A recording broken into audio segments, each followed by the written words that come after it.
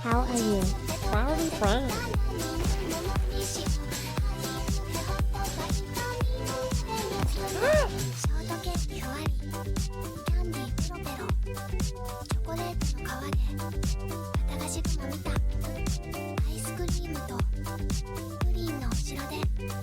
What is that motion?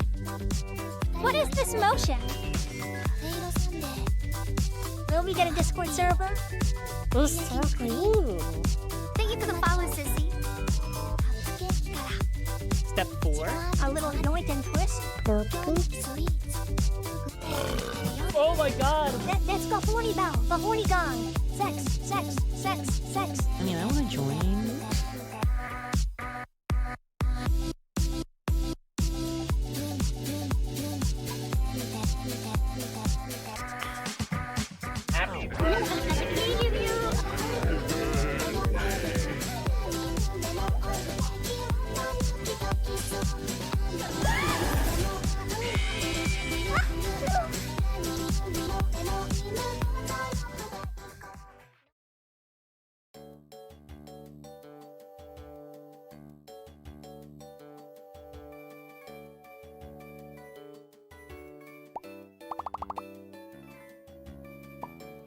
Hi guys!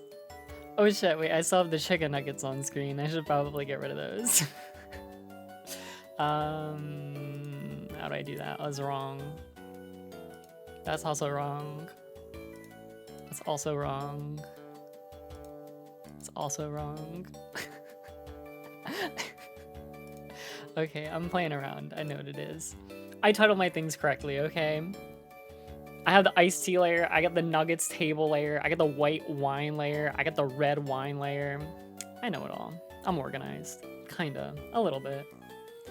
Yo, NT! Thank you so much for the 5 gifted. Dude, you just kept the hype train alive. Okay, welcome guys. I hope you're having a great day today. Thank you so much for stopping by for my Monday stream.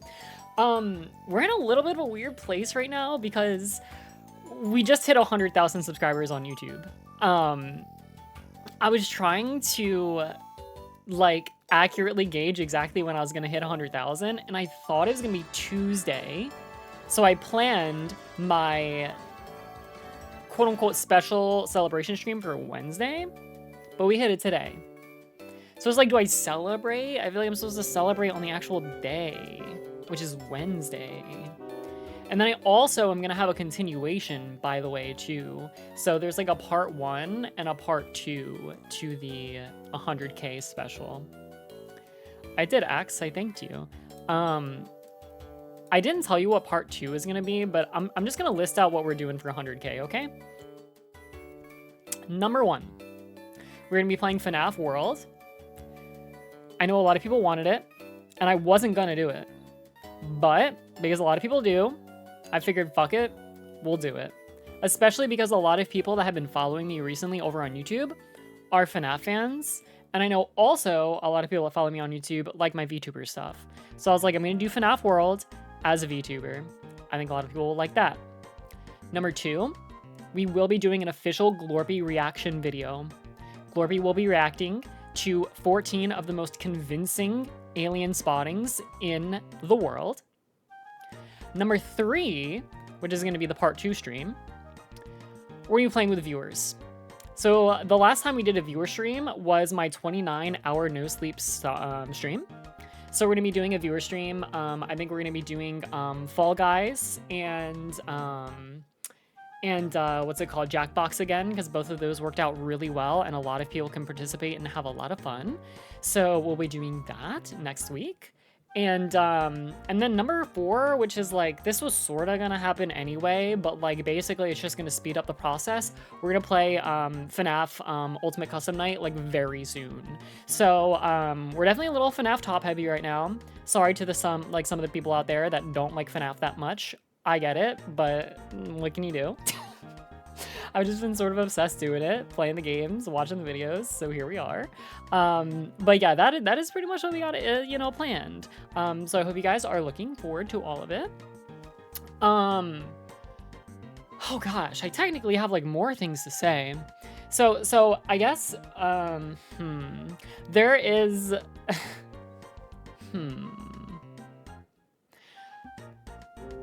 Woomy? Oh my gosh, dude, I haven't seen you in forever, dude. Thank you so much for the resub. Okay, before, hold on, I'm procrastinating here. Let me thank some subscribers. So, Bard, thank you for the 10-month resub. Duder, thank you for the 2-month resub. Specifically tier 3, which is amazing. Thank you so much. Fudge, thank you for the 100 bits. Copper, thank you for the tier 3 resub, 3 months as well. Chips, thank you for the 100 bits. Taku, thank you for the 5 gifted. Draker, thank you for the $2. Of course I'm not wearing a witch hat. Why would I do that? This is not a special day. It's not a special day. Well, it is a special day for me, but it's not a special day for you. Okay, mister? And Macronius, thank you also for the 5 gifted too. And Indo, thank you for the follow. Welcome, welcome. I hope you do enjoy the stream today. Congrats on 100K. Thank you so much. Okay, guys, so I have like, this is like not really news, but like I guess it's kind of news. I'm just gonna tell you. I'm gonna tell you what's on my brain because you guys like when I yap, right? So this is like yap adjacent. Well, it's really just yapping in general. While I yap, because I might yap for like a minute and a half, make sure to continue that hype train because I'm not gonna ask for subs when I'm yapping. All right, so just like hurry up and subscribe. Thank you, I appreciate it. Draker, that is not a subscription, but I will take the $2. Thank you very much. I appreciate you. So, guys, this is gonna kind of come out of left field a little bit, but it's all gonna sort of come back together in somewhat of a cohesive fashion. And again, I'm making this a way bigger deal than it is. It's a big deal to me, I guess, because it's like, it's a choice that I really had to make. Yeah, thank you, Chips. So, as I mentioned before, I'm gonna be going to Japan, and my Japan trip is set. Okay, I don't have like everything booked, but I have the flight booked, and that will be May 10th to the 24th. So that is when I'm going to Japan. Awesome. There are many things I plan to do there. One of the things I plan to do there is drink. Get a little fucked up, all right? I wanna get fucked up with some Japanese people, all right? It sounds lit. That being said, I have not drank for 8 months, which is kind of crazy to say. With that being said, so like I plan to drink when I go to Japan, all right? Maybe you kind of see where this conversation's going. Last weekend on Saturday, right after my Kigurumi stream, I decided to go to a friend speed dating event. So don't worry, your Oshi has not fallen in love, okay? They did not find a partner yet. It's her friends. But I went to this thing, and I met a few pretty cool people. They were actually, like, pretty cool. Everyone was kind of a vibe, but I met a couple of cool guys. Guys and gals. So, I'm trying to plan a get-together with them, and you know, we're gonna try and hang out as a little group. So hopefully that goes well. Hopefully I make a couple of new friends. That would be great. I'm sure a lot of you guys know how hard it is to make like real friendships and real bonds, especially with people that actually live near you that you can like drive and visit and see quite often. So I want to do that. I really like hanging out with groups of people IRL. So I got to make that happen because I am just like, I just got no goddamn friends. So I'm doing that, and I'm planning to probably start going out with those people kind of often. Hopefully, if it goes well. Secondarily, I have a childhood friend who I have reestablished my relationship with. Me and her were super duper close from like age 0 to 18. Then we kind of fell off a little bit once I went to college, and we'd kind of always like hang out every once in a while, but like, anyway, point is, we are like genuine friends again, which is awesome. Now, I also told them that I want to get out there and make some more friends as well. So now they want to start taking me to like different events and bars and stuff like that. So point is, I think I'm going on my social arc, and I'm like, you know what, dude, if they want to start going to bars, dude, not that you got to drink when you go to a bar, you don't got to, but I'm like, if I'm already going to start drinking in Japan again, I'm going to start going out and hanging out with people. Why not just start drinking now? Honestly, probably smart, because I go out and drink for my first time with my friends, or in Japan, I have no idea how alcohol is even going to affect me anymore. So, point is, I feel like maybe I should get a beer to celebrate today. But I don't know if I should do that on Wednesday for my actual 100K stream, quote unquote, or I just get a beer now because we did hit 100K right now. Does it really matter? No. But it both?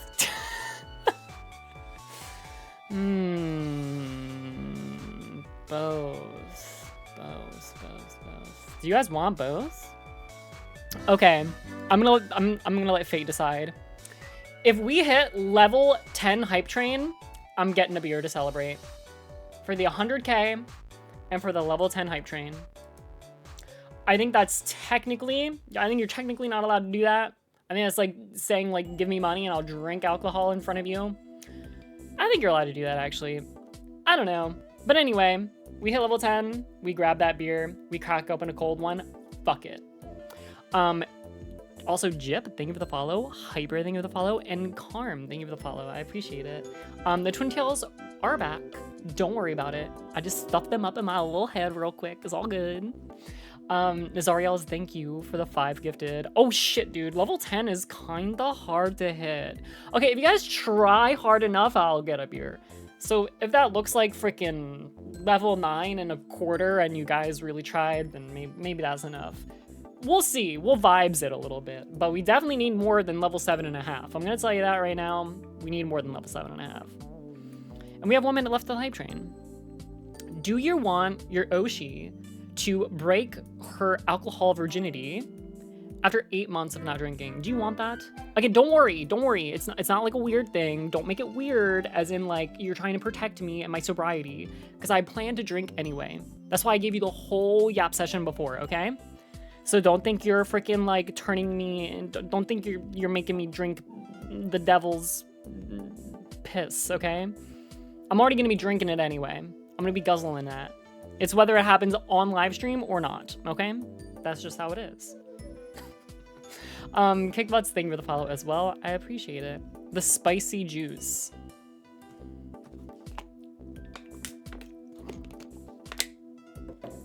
Well, we got 5 seconds left.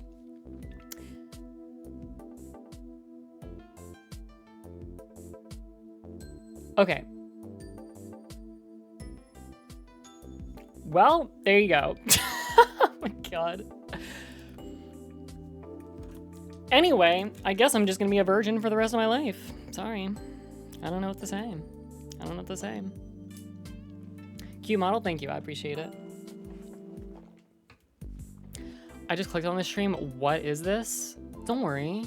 You're gonna get the FNAF you know and love. Don't worry about it. It's gonna happen. It's all good. Relax. Just chill for a little bit. Hang out. We could fix that. Wait, what are we fixing? Listen, if you give me enough money, I'm drinking anyway. Hype train or not hype train?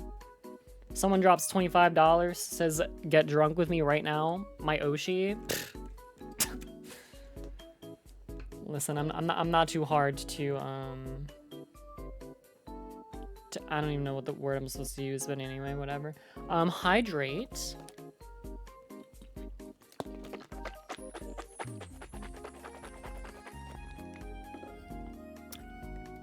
I was about to say thank you. Oh, we have more?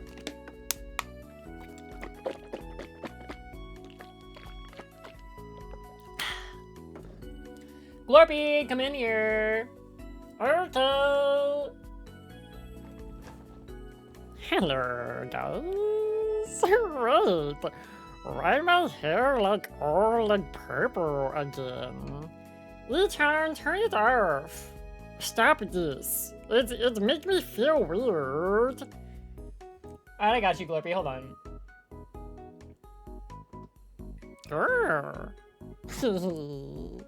See, now I have green. So much green. More green than normal because normally I wear a sweatshirt which cover my arm. But now my arm is, you can see it.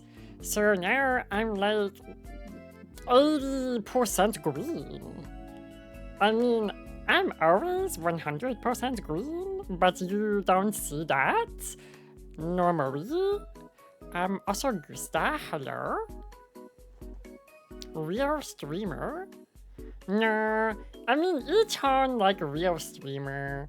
I just like hang out sometimes and say hi to chat because chat's always really nice.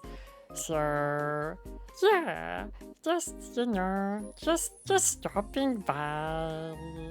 Are you guys good though?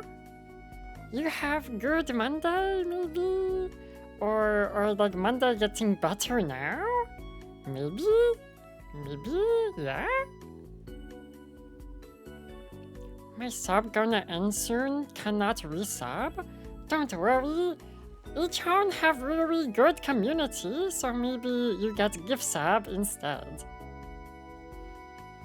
Yeah, you guys doing good? Good. What the heck was that? Sorry, each one just make me chicken nugget, so I make weird burp. But it was like a weird one though. How it going? It's going good. Going very good. Hey Grumpy, where you get Kigurumi? Where I get Kigurumi? I'd like to get one day. Maybe when Iton stop being so stingy with her money, then I'll get one too. I hope so. Tired but thank you for 4 hours rare. Why are you green? I don't know why green. I just came out like this. So yeah. Hi Aurora. Hello? I should type of exclamation point buy to buy my own Kigurumi mask? That's true. But first I have to steal each own credit card. Hello, Gary. Are you gonna watch Can You Beat FNAF 3 without minigame by Dapper Wafer? I don't know, that's a question for Ichan. I don't know. Maybe though, maybe she will do that. What's happening? I don't know. Maybe I go get Ichan to come back, okay? Ichan! Help me! Help! Hello guys, what's up? How are we? Did you enjoy Glorpy? Did you enjoy her? Did you enjoy hanging out with Glorpy? Did she behave? Was she well behaved? I feel like she's been more well behaved recently. I felt like you know, and when I really had to discipline her during that Dark Souls stream, she's been she just really doesn't want to have something like that happen again. So I feel bad that I came down a little hard on her, but because I know she still feels bad about it. I don't know, she's being bad though, she had to learn. I want Glorpy back. She'll come back, don't worry. Next stream, she's guaranteed to come back because she's doing her own React segment. Also, Felipe, thank you for the follow as well. Welcome, welcome. I hope you do enjoy the stream. Hello, Rowboat. Welcome, welcome. Good to see you as well.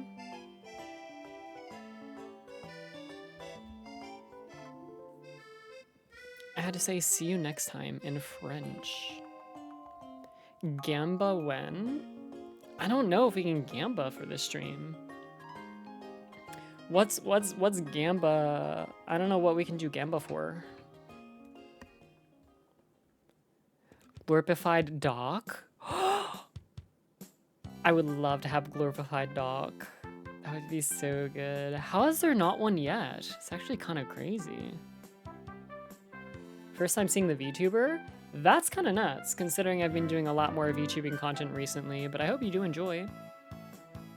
How many breaths do you take this stream? What kind of question is that? A lot, I think. I blink a lot, too.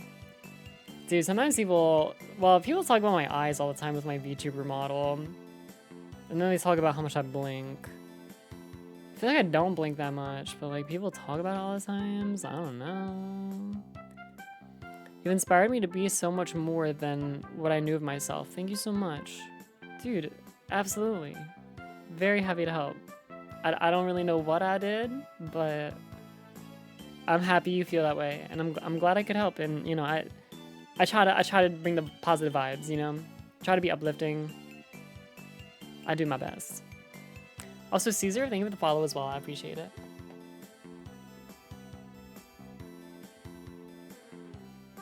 Oh, how many pretzels for the gamba?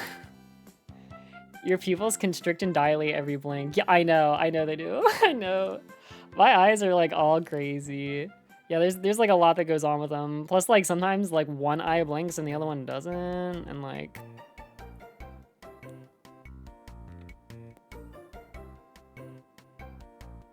They kind of get all weird. But I like it. I feel like, I don't know. I like the way my eyes work. Yeah, it looks extra squishy. Even though I don't really have like pouty cheeks or anything. Your eyes are my favorite thing though. Yeah, I know. Don't worry. They're not going anywhere. I'm not gonna lose my eyeballs. Don't worry about it. Squinchy. Squinchy. I love Bibu. I said it right, chat. I said it right. I used to always call her Bibo. But I feel like Bibo is funnier. I don't know. Because it's Bijo, right? So it's like... I feel like Bibo just makes a little bit more sense. I don't know. I like it. I like Bibo. M80 is low. Okay, I don't know what you just said, but I read M80 and I'm like, oh yeah, that's a professional Counter-Strike team. They're pretty cool. I like Slacks. He's kind of alright, I guess. Hi, Dunia. Good to see you. Welcome. Oh, don't make me bald, man. Now I gotta wait before jumping into my reaction freaking video because I don't want to be bald at the start of my reaction video. That shit is weird. Don't want to be bald at the start of my freaking YouTube video. Yuck. Because being bald is gross. It's such a lie. Dude, recently, like, I don't know, dude. I, like, seen more bald people recently, and I'm like, dude, like, bald people, like, always be looking, like, pretty good. You know what I mean? I think bald people either look, like, average or, like, kind of like Chads. There's not too many, like, ugly bald people. I'm just, like, gonna be real. I mean, different if you're, like, you know, omega balding. If you're, like, you know, 95% bald, but you're trying to hold on to, like, the last 5%. That shit can look kind of gross, not gonna lie. But listen, I understand. You know, you're just trying to keep it. You know, you really don't want to lose the last few pieces. I get it. Okay, I get it. Well, I don't get it, but, like, I get it. I know, no, not like me. Totally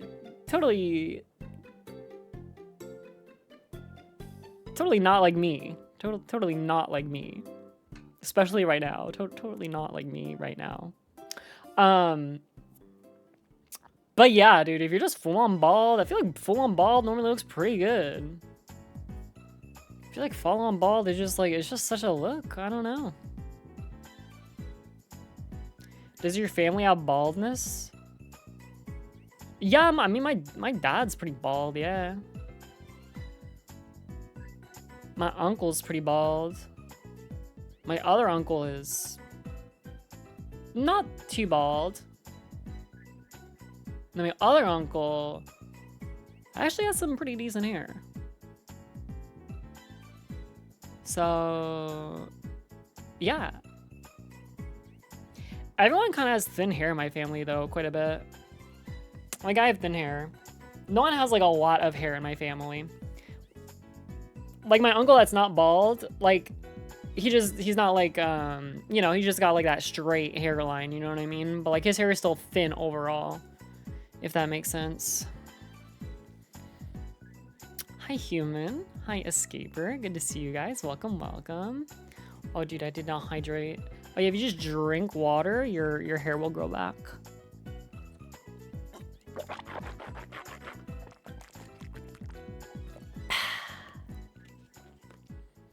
It's as simple as that, chat. Just try it. Just try it if you're struggling with balding. It's not too bad. Pretty easy solution. I like the water sounds. You're welcome. Happy 200K. Thank you. What is this message? You look so beautiful. Also, do you want to watch another reaction video on Moojine? On Moojine? Do I want to watch another video on Moojine? Who is Moojine? You're talking about the guy that does like the drama videos / like news stuff? I've never reacted to one of his videos. I talk about how sometimes I'll watch some of his videos in private to stay up to date with what's going on in the scene, but anyway, I don't know. Sorry.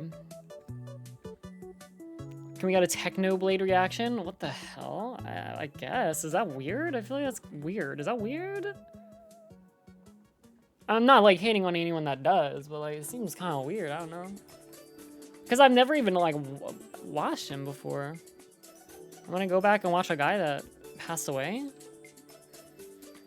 I actually did see his recent video where like his dad went on like his hard drive or something and found like a recorded series he did with like 20 people or something, and then they like gave it to editors to like commission his POV that was like not used or something. I watched a good amount of that video.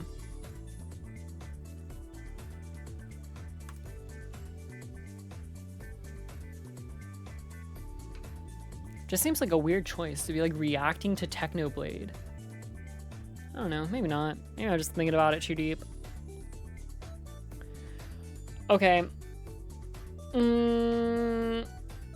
Yeah, I don't watch much Minecraft, people.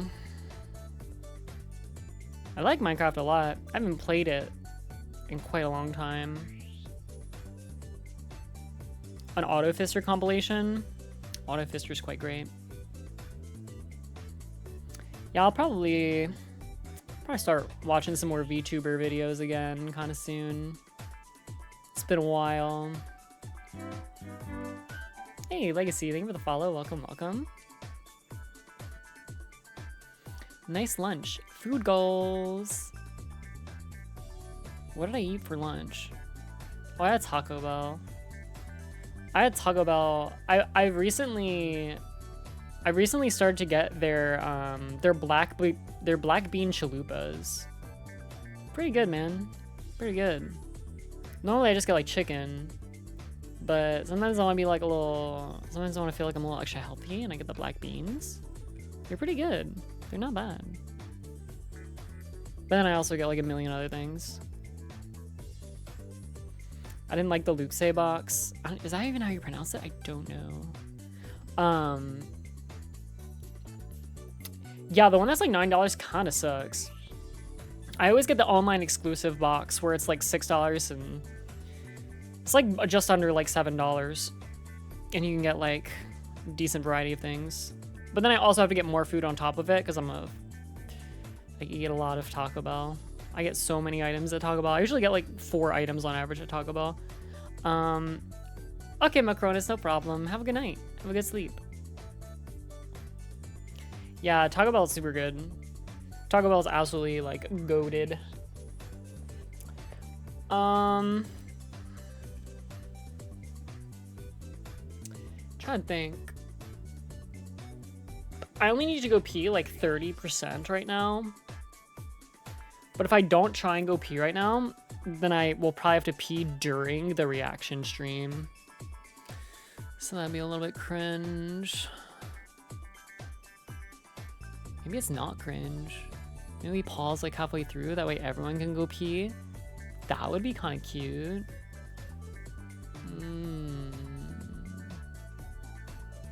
We'll wait for you. I know you'll wait, but like, it's not fun to go pee when you only need to go pee like a little bit. Going pee is more fun when you need to pee like a lot, because then it like feels extra good when it comes out. Pure Scout, thank you for the follow. I appreciate it. React on the toilet? Just take us with you? Okay, I'll just take the whole video too, yeah. We'll just continue the stream. I think we all just need to hold it for a little bit. And then I'll tell you when you're allowed to go pee, okay? Until I give you the okay, you're not allowed to go.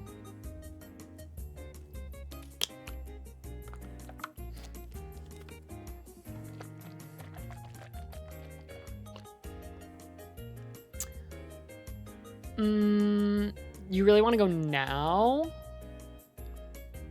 I watched like one of Michael's videos, but that's it. Yo! Pacha, thank you for the $13. Here's my annual child support since you complained about me the last time. Oh, Pachan, that is you? Oh shit, dude. Yeah, dude, you heard me talking shit about how your friends were fucking being cringe as hell, and then I was like, stop talking to me, stop telling me what your fucking friends are saying. Oh shit. Yeah, well, I mean, listen, bro, it was true. Bro is like having a crisis in my DMs about what his friends were telling him. Anyway. I should react to my own toilet.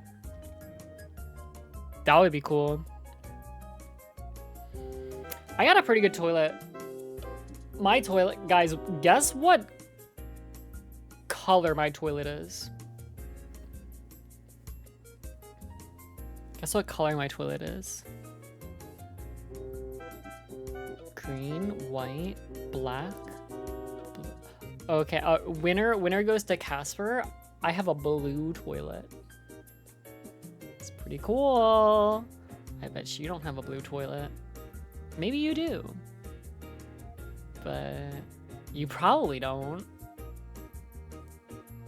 Does it have a shelf? What the fuck? I mean, inside of my bathroom, there is a shelf, yeah. My toilet does not have a shelf attachment. Where would the shelf even go on a toilet? Also, a Rose, thank you for the Prime, and Casper, thank you for the resub. I got you. Thank you so much, guys. I appreciate that. Yeah, the blue toilet is pretty goated, though. The shelf would be in the toilet? I don't even... What the fuck does that mean? What the hell does that mean? I don't know what that means. What do you mean there's a shelf in the toilet? What do you store on it? Frickin'... Your Xbox controller? For when you wanna game on the toilet? Is that what you do, baby? Games? I don't understand. On God valid? Okay, I'm right. It's your game console? Maybe you just keep your Switch on it? I mean, they already say that, well, like 80% of like your like phones have fecal matter on them or whatever. It's like, and like same with like keyboards and mice and stuff. So it's like, your Switch probably already has poop on it. Might as well just keep it in there. So stupid. That's what I do with my Switch 1. I have a Switch 2 and I just have a Switch 1 now. And I'm like, what do I do with my Switch 1? I put it on my toilet shelf. Duh. Oh my gosh. Dude, I'm really solving a lot of my life's issues right now. Thank you so much, guys. So, you guys are so freaking smart. You guys are so smart, you know that? You're just so smart. Why did you buy the Switch 2? To play Kirby Air Ride with my childhood friend. Leave me alone. Okay? That's worth that. You know those like commercials way back in the day where it's like, you know, they talk about the price of items. It's like, I forget how it even goes, but you know, it's like, you know, $60, $100, $10, priceless. The Switch 2 was priceless because I needed to play Kirby Air Ride with my childhood friend because our childhood game was Kirby Air Ride. So it did not matter. It did not matter the cost. It needed to be purchased. And I'm sure I'll get more use out of it. I mean, right now, like I said, I'm playing like a Mori and stuff like that or whatever. I mean, I haven't been recently, but Cheesecake, thank you for the resub. I appreciate it. Thank you so much. And also, Dat Eat, thank you for the follow as well. I hope you do enjoy the stream. We don't have the shy emote enabled. Guys, if there's ever like a 7 TV emote, that I don't have, but you really want, send me a DM on Discord and I will probably add it. So just let me know. I would say I would definitely add it, but I'm actually full on 7TV slots, so I have to like go in and always like delete something to add something new, which is super annoying. But yeah, I don't know why I like don't have any slots in 7TV. I mean, I have 600, so I mean that's like a lot, but like I feel like most people have like thousands, so I don't know why I'm like getting cog blocked. It's weird. And we're not getting rid of Doc. I think we can all agree on that one though. God, imagine if like the mods were in charge of removing ones and that was the one they chose. God, dude, I'd have their head demodded immediately. Yeah, Joel has to stay too. I love Joel. God, Joel is so fucking cool. So fucking cool, man. I love Joel. Hey, Volvin, welcome.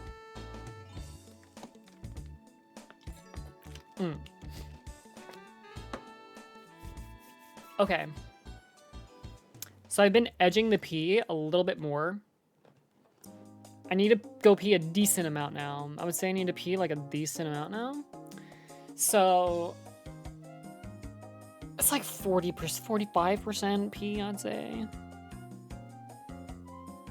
So I think I could probably go pee now. How do we edge pee? You just, I don't know, you just like do it.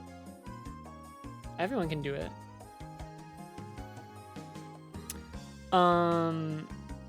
Yes. All right, chat. I am gonna go take a pee. If you want to go pee with me, feel free. I'd love for you to join me. As soon as I come back, we're gonna watch YouTube video. I usually just call it holding it in. Dude, I hate it. I pee every hour and I'll be in a Discord friend or call with friends sometimes for multiple hours and then I'll just hold my pee for like an hour and a half, dude. It is absolutely torturous. Anyway, yeah, all right. Going pee real quick. I'll be right back and then it'll be time for some reaction content, all right?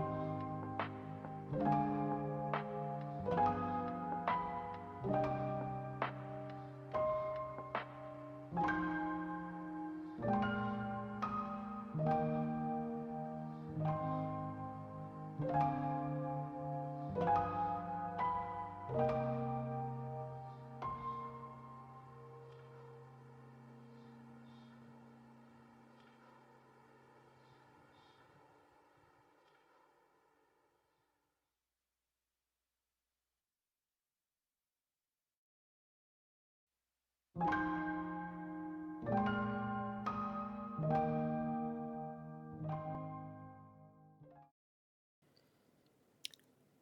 back. Hello.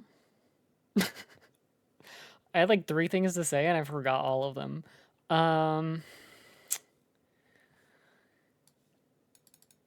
Okay, well, firstly, when I was on the toilet peeing, I opened up my phone, I went on Twitter real quick, and I did a little scroll. And the blue toilet was great. Thank you for asking.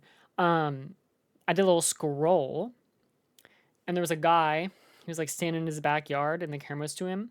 And then there was like subtitles that said like Dragonite use dragon dance, and then he like kind of like, you know, used arm motions to like do that, and then it cuts to a screen of Dragonite, and then Dragonite's like hitting like the Fortnite default dance, and then it cuts back to the guy, and he's like, oh damn, oh my god, and then like it goes back to Dragonite, he's doing orange justice. Oh my god, it was so fucking good, dude. It was so fucking funny. I bookmarked that shit. That was fucking fire. Anyway.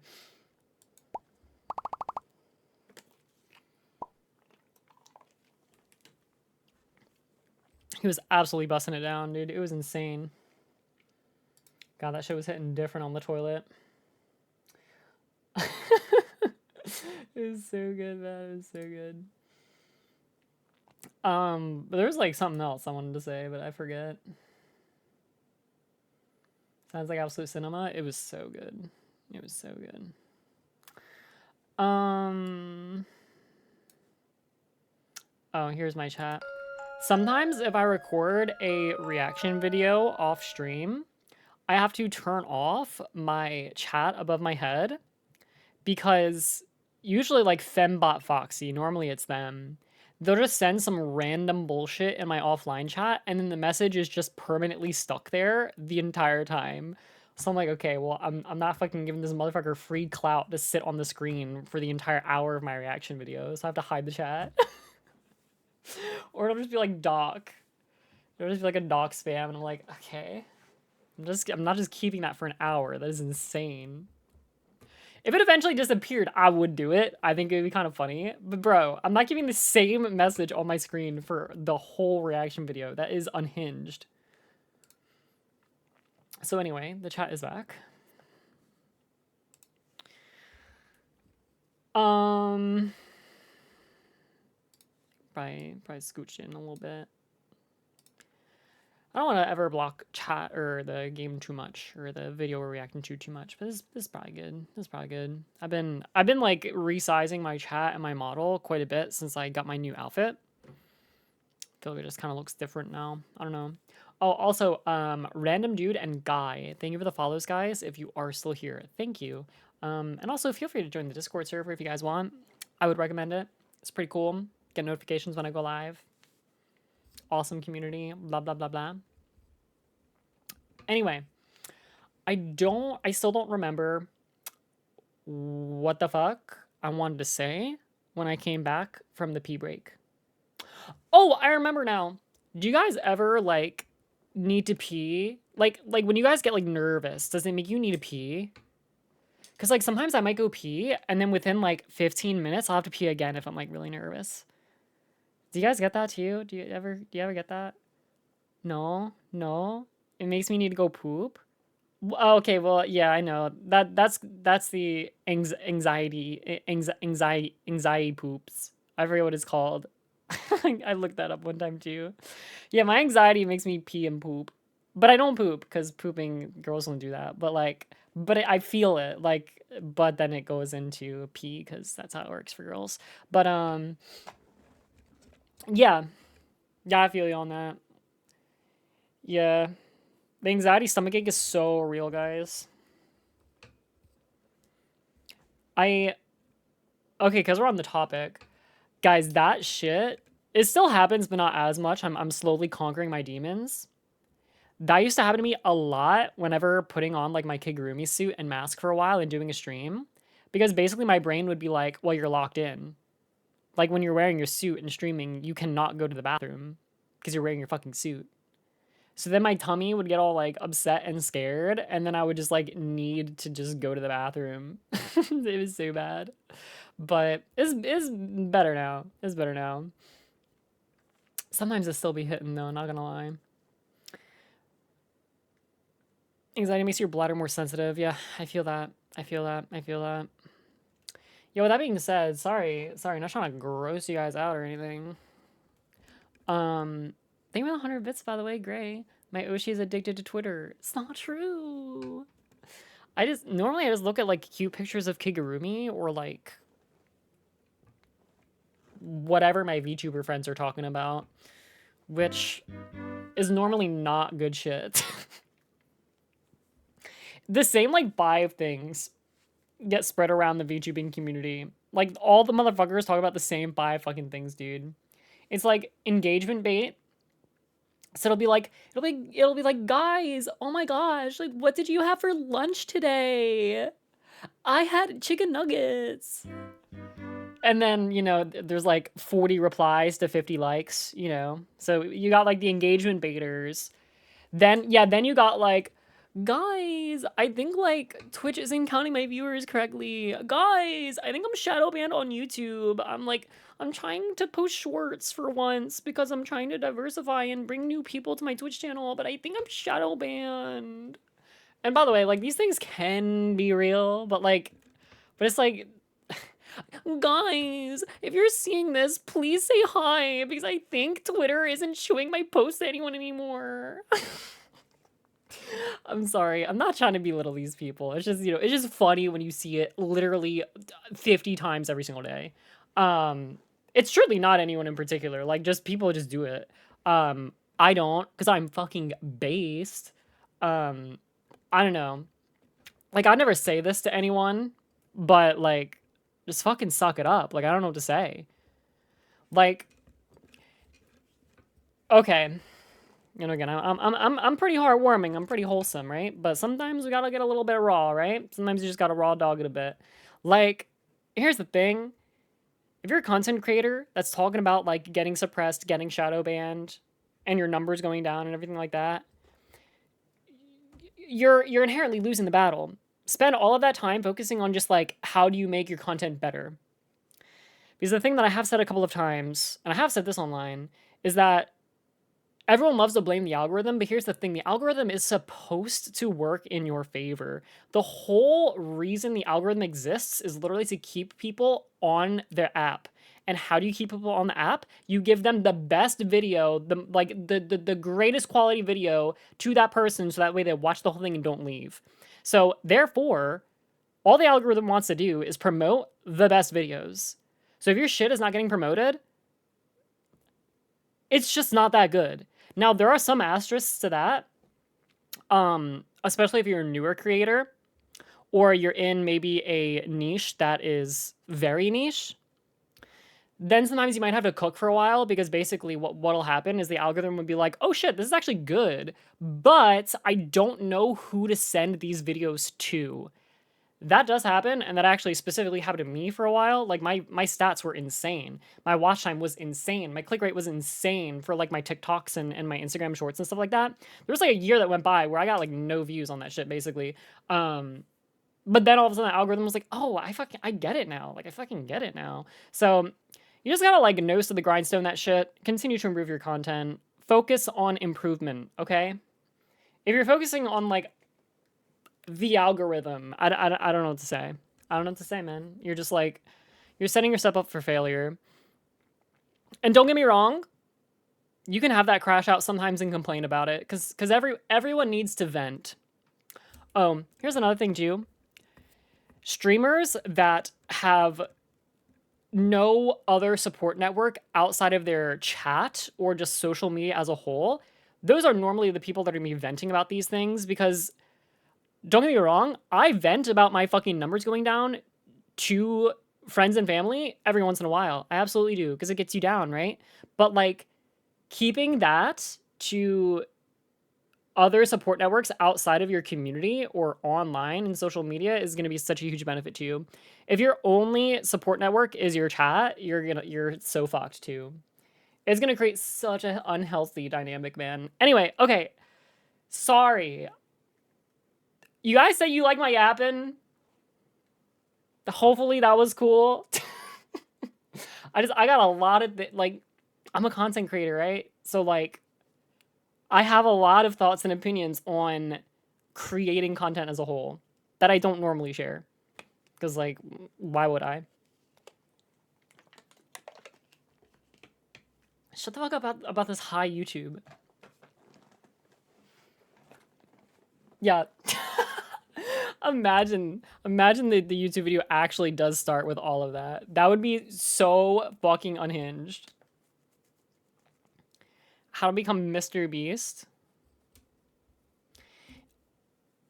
Well, this is not something that I really follow because I very much like am isolated in my own content creation.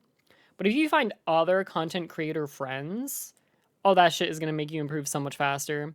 Because if any of them try something out and make a mistake, then they can let you know about it. Or if they do something that works well, then you can take note of that and potentially like copy or mirror to an extent if like, you know, you want to share that. Or just like yoink it and twist or like whatever the fuck. Like if you're in a space with other creators, that's gonna help you a lot. But me, I just nose to the grindstone that shit and just like fucking failed for a long time. So, you know, that's me, but I mean, you just got to keep trying. Like you just got to keep trying. There'll be some people too on like there's like subreddits called like small Twitch streamers or like small YouTubers or like new creators or something. And they'll be like, "Guys, I posted like 4 YouTube shorts and like the highest view count I got is like 1,000 views. Like what the fuck? Like this shit's broken. I must be shadow banned." It's like, dude, what the fuck? This is your first time ever creating content. You've posted for 4 days and you're already crashing out over not getting more than 1,000 views. You already got 1,000. Like, what the fuck? Oh my gosh, dude. It's just like, I don't know. Those people too. Oh my god. Like, those are the people that are obviously only getting into it for the money, right? Or mostly because of the money.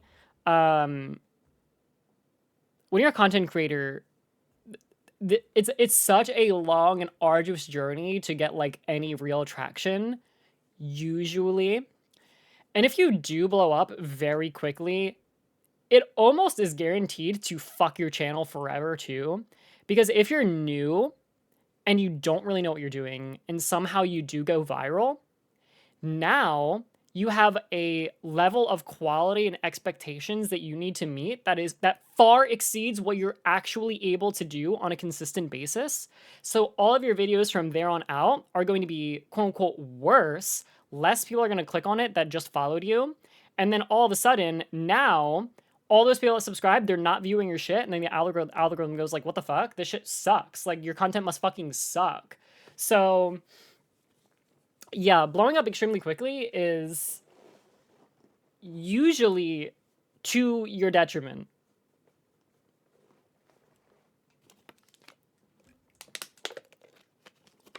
Kind of depends, but yeah. Okay. Do you want to watch this video now or what?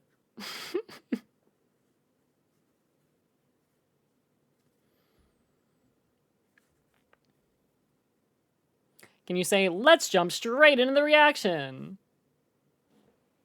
No. Yap some more. Okay, someone should like donate though. Just someone subscribe for this, okay? That's all I gotta say. I will continue, but I have to think. Because I was talking about there's like 5 different things that always circulate in like the VTube Twitter space. So it's like engagement bait. It's like, why is my channel dying? What is something else? Can anyone jog my memory? What else do you see?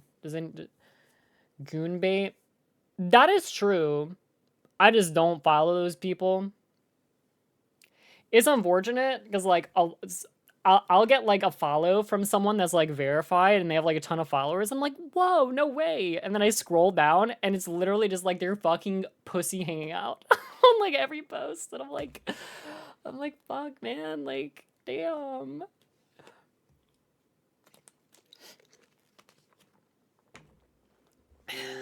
Hello, Dark Mist. Hello, Sigma. Yo, Shank, thank you for the gifted sub. Yo, oh my god. Lauded Lex, thank you for the subscription as well. Thank you so much. Anyone that can subscribe with tier 1, tier 2, tier 3, super appreciate it. We are trying to get Partner Plus for this month. If you can do it 3 months in a row, we get a better revenue split with Twitch. Twitch steals less of my money. We hit Partner Plus last month, so we only need to do it 2 more months, which is like so cool. Watch Wendigoon. What the hell is that? Yo, wait, what the heck? Wait, how is the hype train already back? Dude, that timing is insane. I think you can get a hype train every hour, technically, but sometimes it also doesn't work. I remember one time there was like a 3-hour span and it like wouldn't go. All right, guys.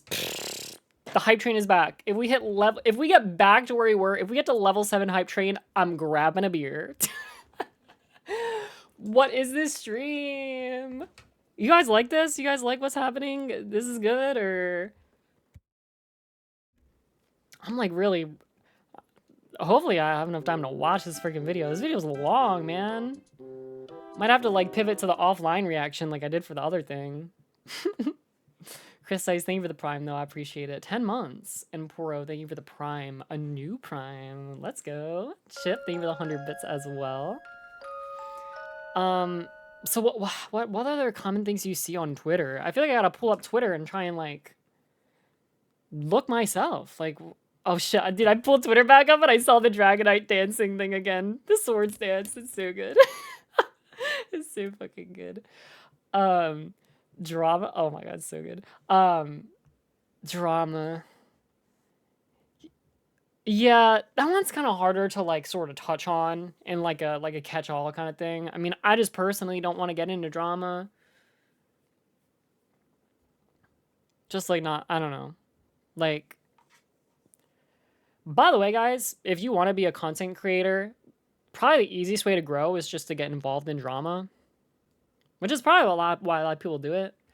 That's also why, like, what do they call it? It's like, oh, they call them like fucking grifters or whatever, right? Sorry, I'm like so not in this space. So, but yeah, it's like, I think a lot of the people that like start shit online don't fully believe in what they're even saying a lot of the time.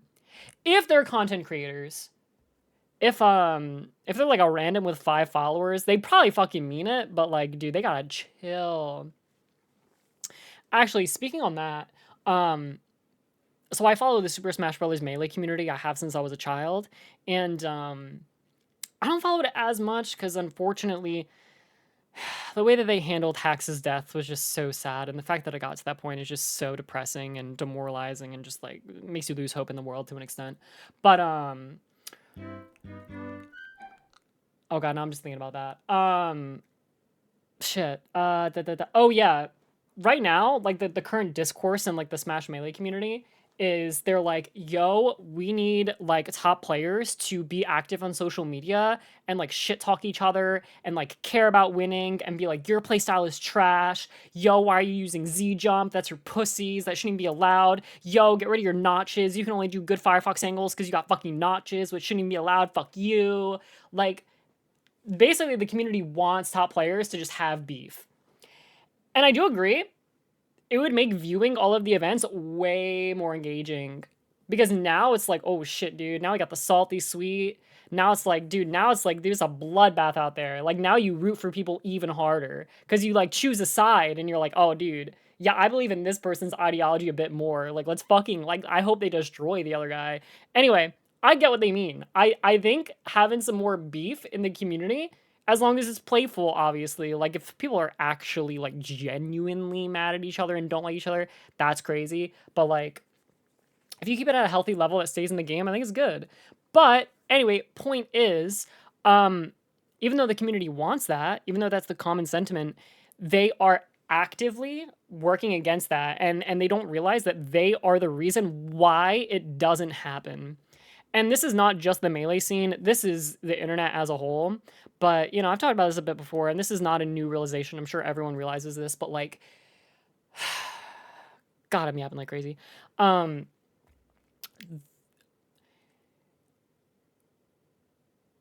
Sorry for the long dramatic pause. I'm losing my train of thought. I looked at the hype train and I was like, the hype train's dying at level 2. Why even stream Pepe hands? Just kidding. Thank you for the follow, Art. I appreciate it. Okay, what was I saying? Oh yeah. The thing is that if people start beef, if people have these little confrontations online, if people, like, people on the internet are so quick to hate people, to say the most ruthless shit on honestly the most like lukewarm opinions and takes. It's absolutely fucking insane, dude. Like, people forget that like you can just disagree with people and that people are human. It's just so insane, dude. It's so insane. Like, think about your dad, think about your mom, think about your stupid fucking friend that you still love but pisses you the fuck off all the time. These people, dude, they have such shitty fucking opinions. They say kind of fucked up shit sometimes. But it's okay. It's totally fine. It's all good. But you do it online. Oh man. You just get torn apart. You get torn apart, man. You just absolutely get torn apart. So, anyway, all right. Joktua, thank you for the follow. I appreciate you. Thank you for the support on the second hype train that wasn't even really supposed to happen. I appreciate you guys. Thank you. I think it's time to actually do our reaction video. I think it's time.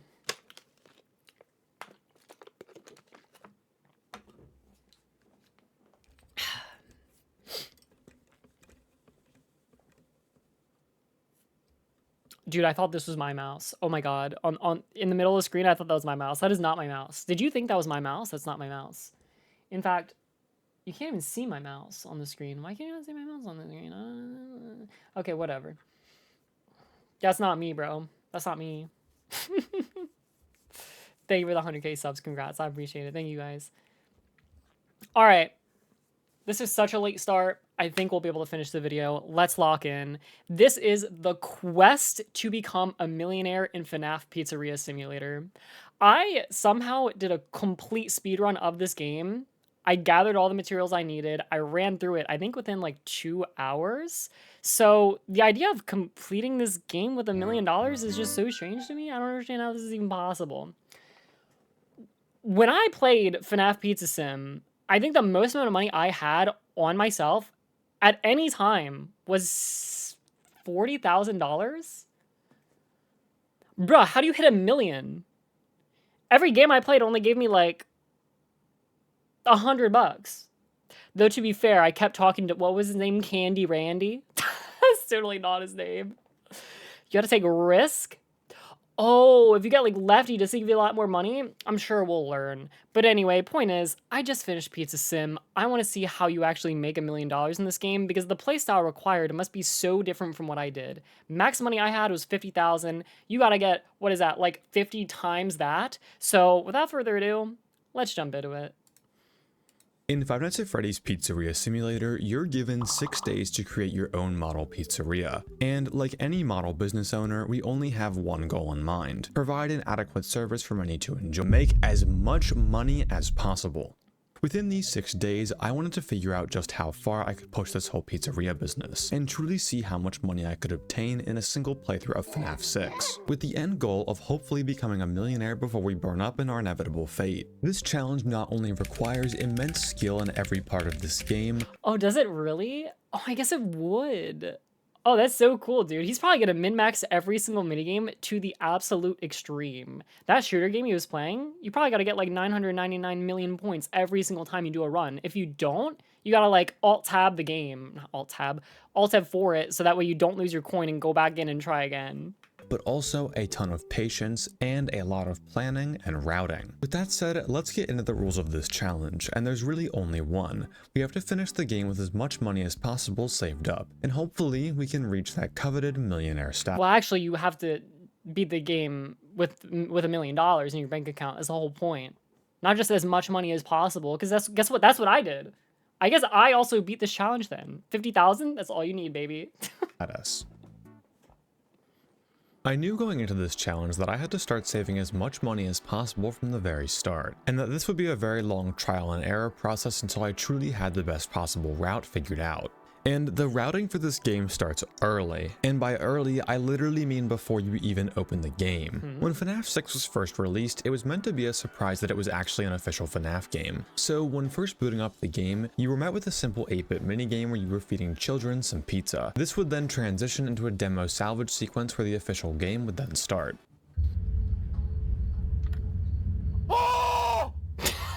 Typically, you're given $100 in starting cash on the Damn, dude, I didn't even react like that. Gosh. I guess I'm just like not cool like that.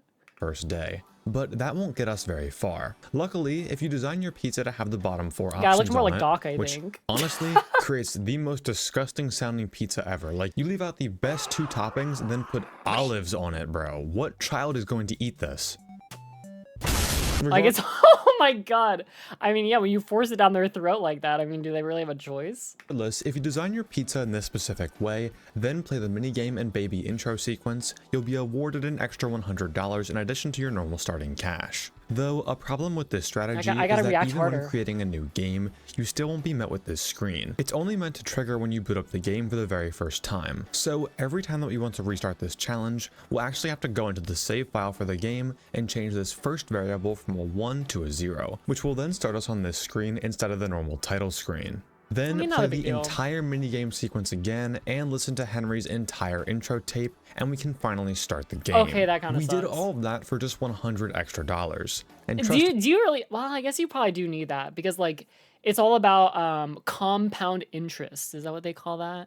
Like if you even just $100 more in the start is really like, you know, maybe 50,000 on the last day. Do you know what I mean? me, the penny pinching is not going to stop here. Now that we're in the simulator mode, we can actually choose what to buy and do. Throughout the entire game, there are 3 main sources of money making.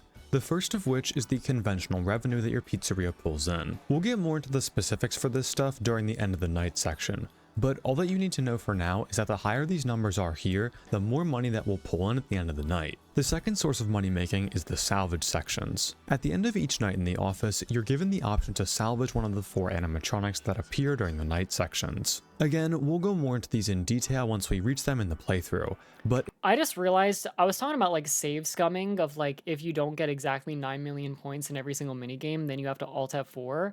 That's not what Bones would do. He would literally restart the entire challenge because that's the guy he is. Jesus Christ, dude, this sounds like such a headache. it's very important that we salvage every single animatronic. The amount of revenue that you get from salvages is typically a large percentage, if not entirely more than the revenue that your pizzeria pulls in. Oh my god, roommate in the back, a brother in the back, a lover in the back cam. For that day.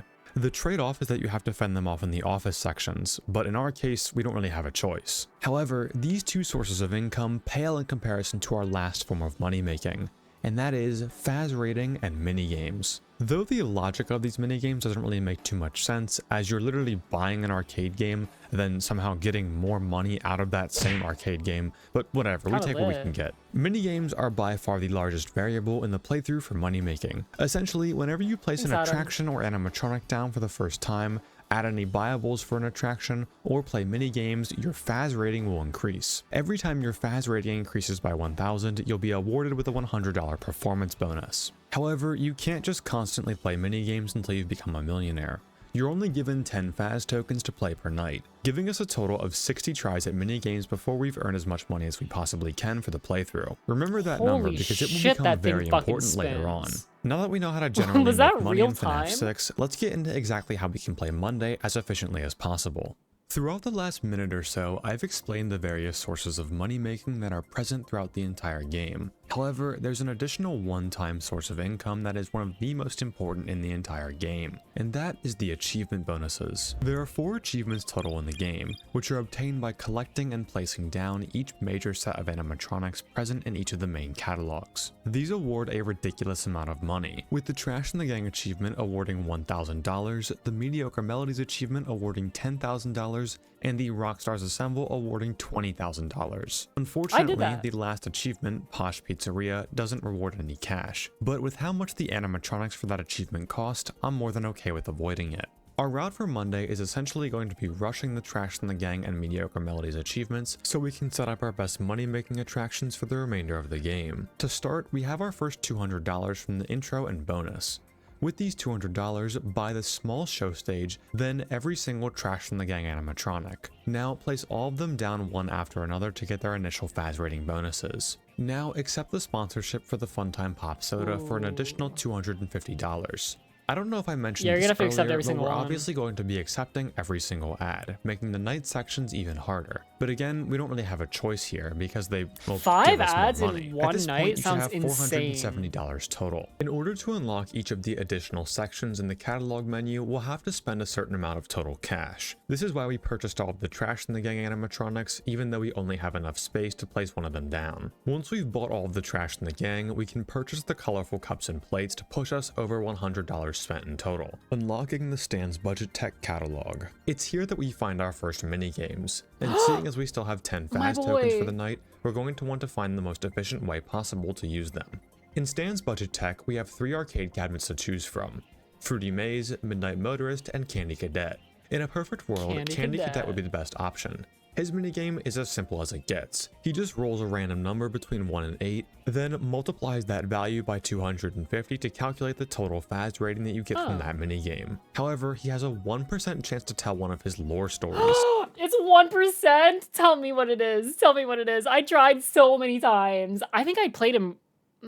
Maybe I played him like 80 times or 60 or something. Like I guess I wasn't super unlucky of not getting it, but damn. He's the only one I played my entire playthrough.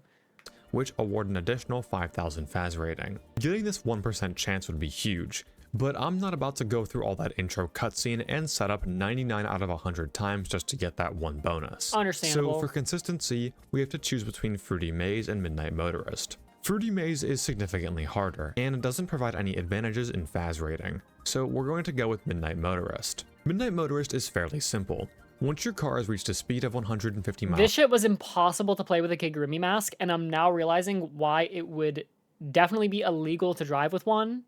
I would say would be, like it is illegal to drive with one, but like I get it. Because I think I would kill someone if I tried to drive with my mask on. Per hour, your score will begin to increase. If you ever hit a car, you'll be forced to speed back up in order to continue to gain score. What the f***, dude? I found the best place to stay is right between the 2 roads, probably slamming directly into the guardrail.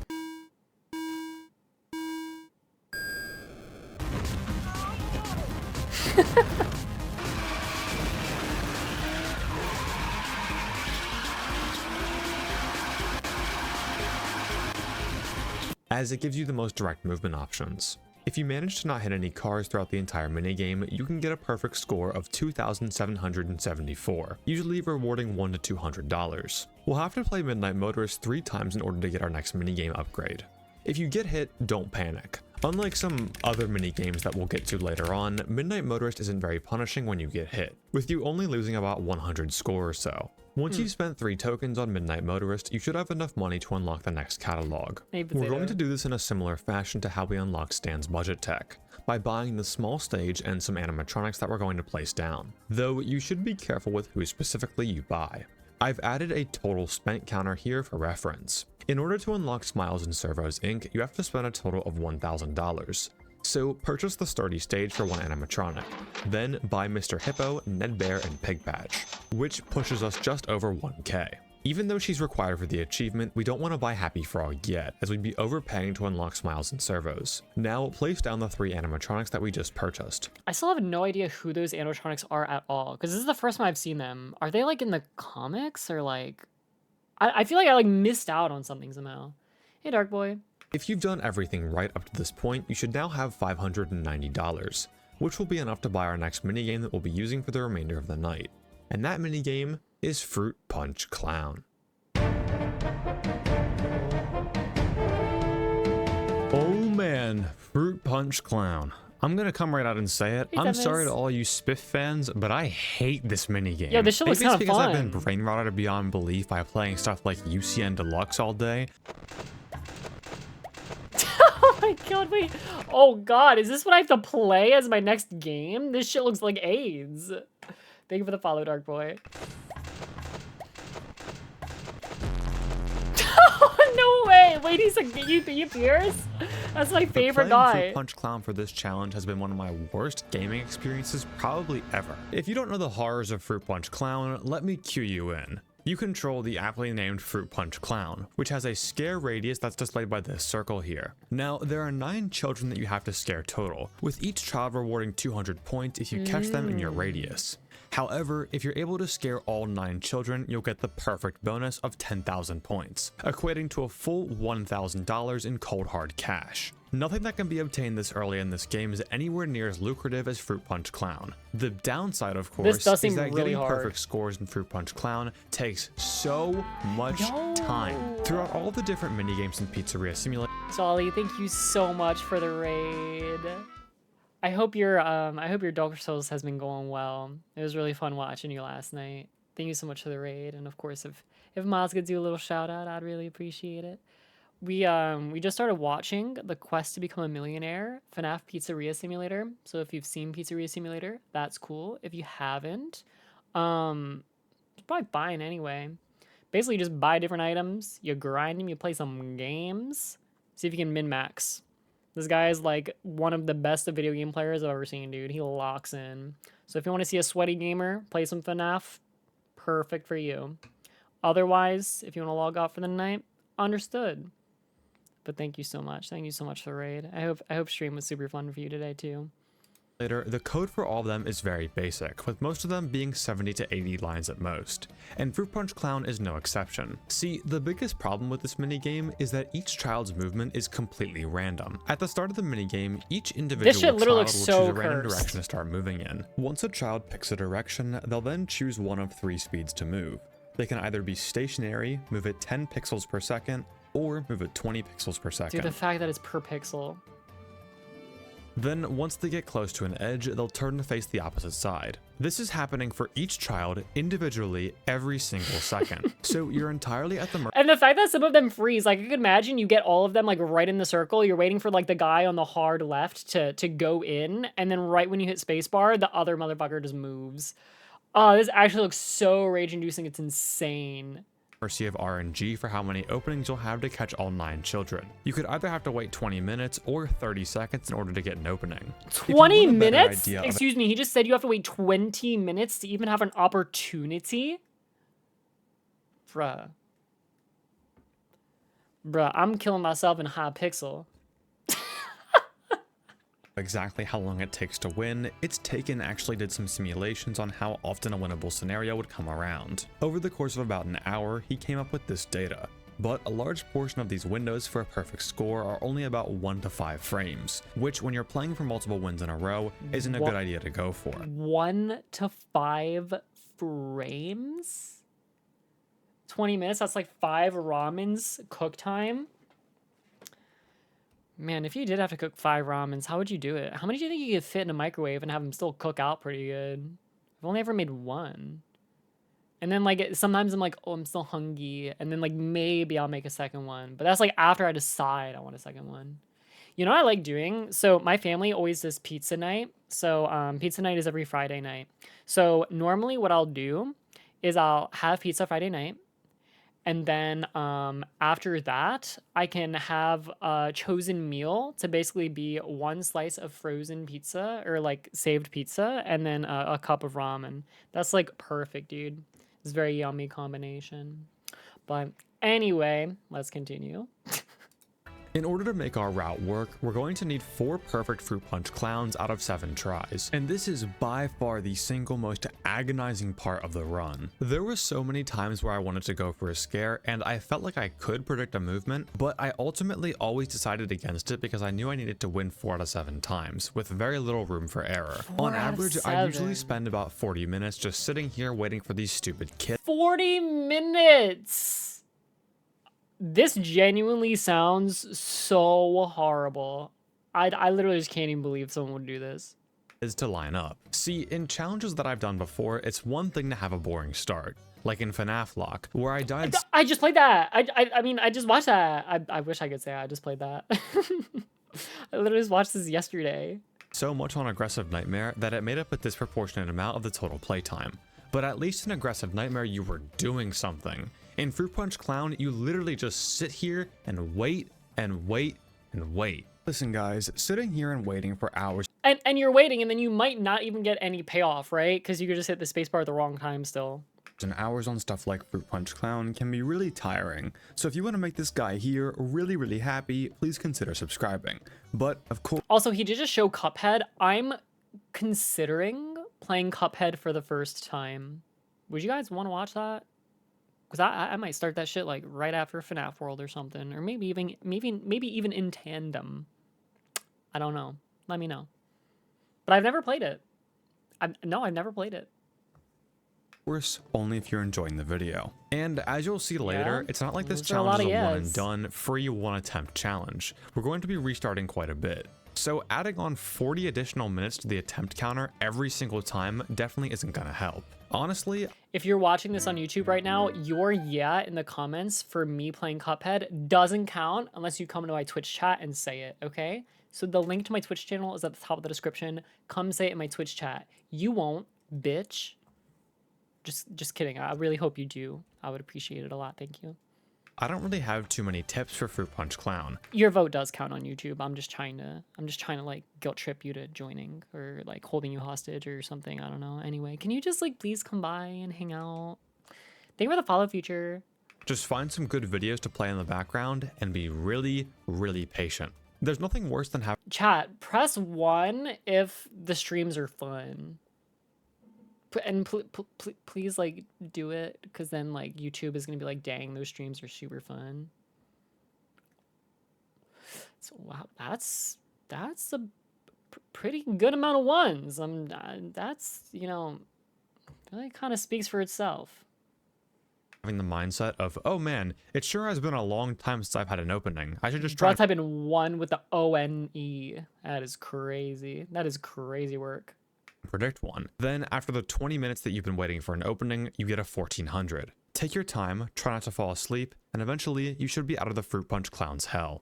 Now, depending on how patient you were, you may have enough money left over so that you can start our next big minigame early. But in order to even get there, we have to do some pizzeria upgrades. First, upgrade the pizzeria's floor plan twice. This costs a hefty $12.50, but it's required to unlock the final show stage upgrade. Now, buy the large show stage and the sides. Oh my god, that's the YouTube comment I always get. Are you focused on the video? Says YouTube chatter. Yes, I am. Yes, I am. I can multitask. I can yap and pay attention. Absolutely. He said 4 out of 7. Or shit, he said he nearly got 4 out of 7 for the perfect scores, right? 20 minutes maximum. 1 to 5 frames for the first couple of attempts, so normally don't go for those, and he ends up waiting on average 40 minutes per night when he has to do this. Yeah, I fucking pay attention, okay? Yes, I do. Thank you.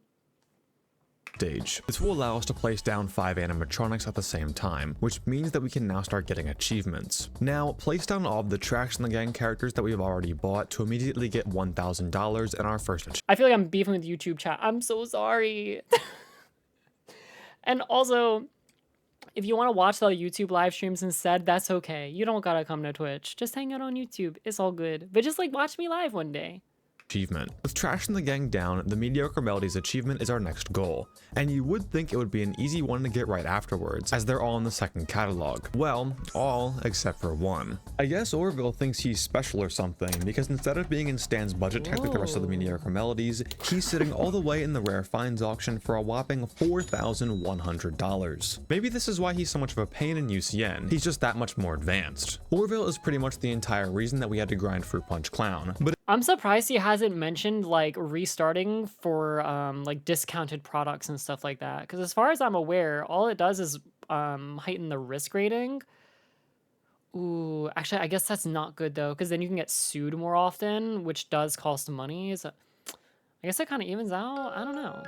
at this point, you should have enough money to purchase him. After buying the large stage upgrades, you should be right on the cusp of unlocking the rare finds auction. So buy Happy Frog, then if you have enough, purchase Orville. Unfortunately, in all of my runs, I was far too impatient with Fruit Punch Clown to ever have enough to get Orville on Monday. So I had to get the revenue from the night section and salvage first before I could buy him. Speaking of which, we should probably talk about those. The first night section isn't too special, as no animatronics are even in the building yet. Just make sure that you don't buy any PC upgrades. As a general guideline for literally everything, if you don't absolutely need I wonder if he saw Dragonite doing Swords Dance.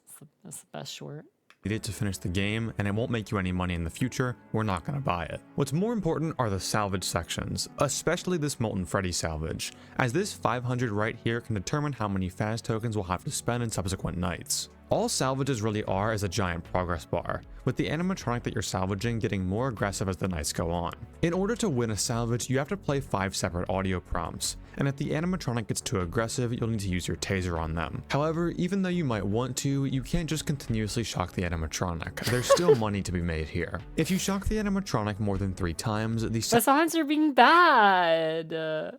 salvage value is halved, and if you shock any more than that, you'll only get $100 for the salvage, regardless of how much money the animatronic was originally worth.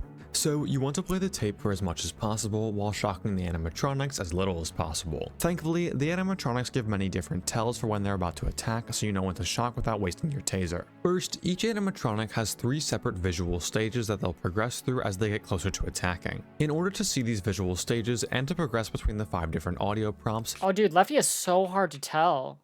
Oops, crap. Dude, bro looks like kinda the same a little bit. I was shock spamming this guy because he was just freaking me out, man. I could never tell. you'll have to pull up your maintenance checklist. It is very important to note that you don't have to actually fill out the boxes on the page. In fact, I would encourage you not to, as animatronics will progress faster while you have this page up. For each of the animatronics, their last stage before attacking has a tell that you can use. Molten Freddy will be leaning forward on the desk and cast a large shadow, Scrap Trap will be showing his teeth, Scrap I did Baby notice the is the teeth most on her- obvious, showing on her him. right eye, and for Lefty, just the right corner of his star will be visible and he'll be looking down at you. These visual cues give a clear idea of where the animatronic is in their progress. And for I mean, it makes sense. Like, now that you know that, I'm sure it's extremely easy, but, like, you know, I know that. For a casual playthrough, I would suggest immediately shocking whenever you see an animatronic in stage 3. However, we don't want to lose any money whatsoever, so we're going to have to play a little bit riskier. To help visualize this, we're going to have to look at some of the numbers for salvages. So we know that every salvage is essentially one big progress bar, and you might think that the visual change to stage 3 would be close to the kill threshold. But actually, it's only the halfway point. The total progress required for an animatronic to kill is 1,200 or 1,000 when pulling down the checklist, and the visual stage changes every 250 progress. So an animatronic can be in stage 3 and still have half of their progress left. However, at 750 progress, every animatronic will begin to play a distinct audio cue. This is when I would recommend using your taser, as now you're a bit closer to the kill threshold. These are pretty quiet, but they're a lot easier to hear if you pause the tape player. Molten Freddy's sound is sort of like a popping, Scrap Traps is a heartbeat, Scrap Babies kind of sounds like some metal scraping, and Lefties is a hissing sound. Don't worry if you have the tape paused for a while if you're trying to listen to these, as the animatronics won't progress unless like you have the that. tape player Thanks for the playing outfit or you compliments, have the guys. checklist up. As long as you can listen for audio cues, none of these Seems like everyone salvages really should likes give my you new too much outfit, which makes me trouble. super Once you've happy. salvaged Molten Freddy, we can move on to Tuesday. You won't get very much end of night money on Monday, since our pizzeria is kinda ass right now if I'm being honest. 3 wins in a row. It might honestly be better. 25 bonus revenue. Dude, what kind of roll? So we'll go into how to optimize this section once we have a bit more cash. With Molten Freddy's salvage and the Tuesday sponsorship, you should now have enough money to buy Orville. Now, upon placing down all the mediocre melodies, we're awarded with a whopping $10,000. But we aren't going to hold on to this $10,000 for long. With the Rare Finds auction open and $10,000 in cold hard cash, it's time to make our biggest investment yet. Oh my god! Under night music! What the fuck, dude? Dude, by the way, ever since like mid 2025, every YouTuber is using Under night music now in their videos. I swear to God. And I'm happy because it's my favorite fighting game outside of Melee. And I love Outnum, and I want to marry her. Why can't Outnum be real? There's only 2 women I've ever fallen in love with in my life. One of them is Outnum. The other one is my middle school girlfriend. So, like, it makes me happy, but also play the game. It's so good.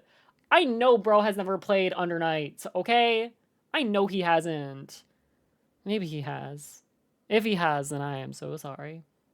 But most people that use it don't. Just play it. It's so good. It needs more players.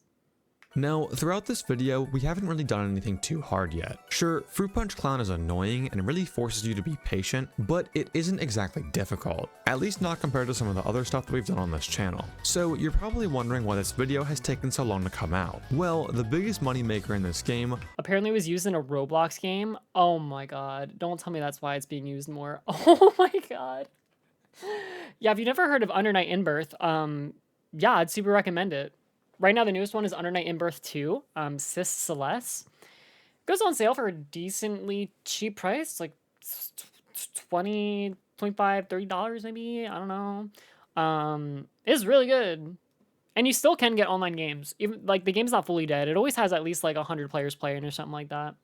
also happens to be one of the single hardest challenges in the vanilla FNAF games. When you're ready, head into the catalog and purchase Gravity Vortex. Oh man, don't do this to me. I just want to play Under Night now.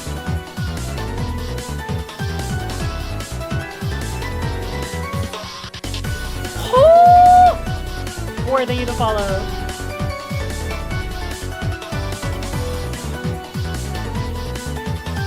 Shit, dude, my man's is actually playing Toho. This is crazy.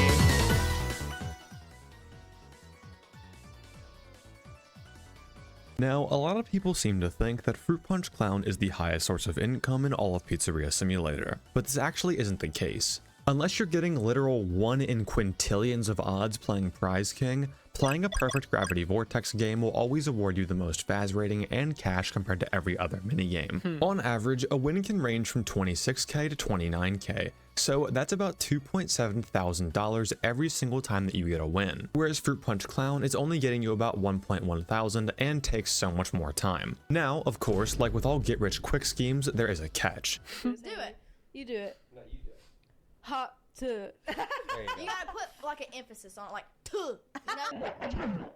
And that catch is that Gravity Vortex is hard as hell. You could honestly make a case that despite only lasting 1 minute and 30 seconds, Gravity Vortex is more difficult than all of the base game max modes with the exception of SL1020 and 5020. And once you start trying to get multiple wins in a row, the difficulty just gets worse and worse. In Gravity Vortex, we play as Helpy in some sort of space pod, and this space pod is not durable whatsoever, as if you get hit even once, Helpy's ship will explode and you will lose the minigame. In Gravity Vortex, we'll have to face off against 4 different kinds of enemies. These are Balloon Boys and their respective heads, JJs, and the final Brow Boy boss. Defeating each of these enemies will award you with a different number of points that will go towards our overall Faz rating. And seeing as that Faz rating is what determines our cash, we want to get as much as possible. Upon first playing Gravity Vortex, you may think the game just randomly spits enemies at you until you've eventually defeated enough to trigger Brow Boy and win the minigame. But in reality, the minigame is actually split up into 5 different stages, and these stages won't progress until you've fully eliminated all of the enemies from the previous stage.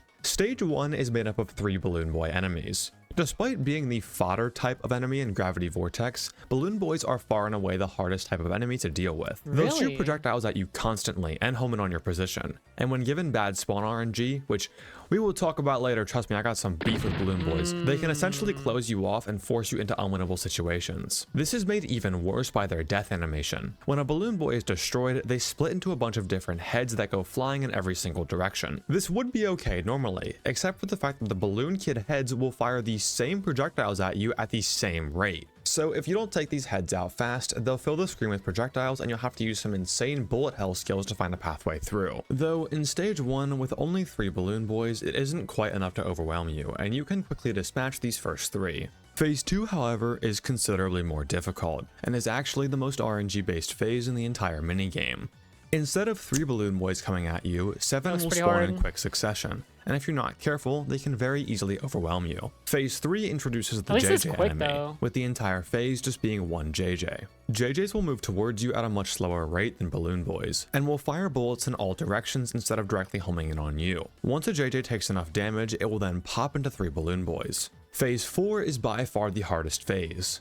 In this phase, 5 JJs will spawn in one after another. And this is where all the crazy bullet hell tactics come in. As a matter of fact, every single clip that was in that montage all came from phase 4. If you don't dispatch each JJ enemy as they spawn in, they will overwhelm you insanely fast. and you'll likely get cornered by the sheer amount of BBs that will That spawn in genuinely as you looks try really to fend hard. off the rest of the JJs. If you somehow made it past phase 4, you'll finally reach Brow Boy in the final stage. Thankfully, even though Brow Boy is meant to be the final boss for the minigame, he is the easiest enemy. He has an insanely slow and telegraphed fire rate, and Well, it's he'll like the always treasure spawn chest in at the the end, location then. that is the furthest away from you. When he pops, he'll award a whopping 10,000 points, then split into 2 JJs. Then, taking out these JJs will finally end the minigame.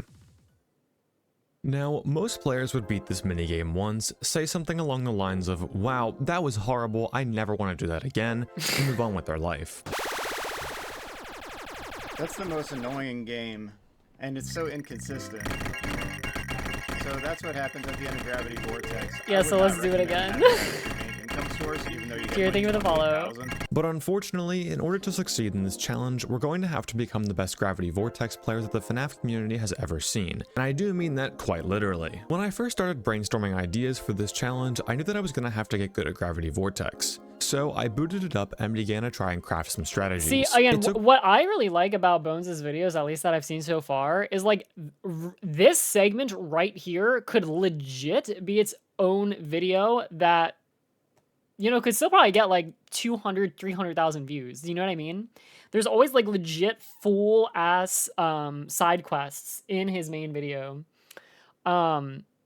Actually, dude, not to freaking bring up Mr. Beast here, but like one thing I remember I was listening to like a podcast and he was on it and he said something along the lines of like, when you have like 4 stories going at once, it's like, it's so much easier to keep attention that way, which his stuff is ridiculous because it's like, we're gonna, I can't even try and do his voice, but it's like, we have a train that's gonna fall into a cliff and a tank that's gonna be shooting at a car that needs to be protected and a guy living inside a house for 100 days and he can't take more than 1 step on his pacemaker. Fucking pacemaker, what am I talking about? The thing that tracks your fucking steps. Anyway, you know what I'm talking about. Shit is just insane. But yeah, this is just like, oh shit, dude. Increases watch time. I get it.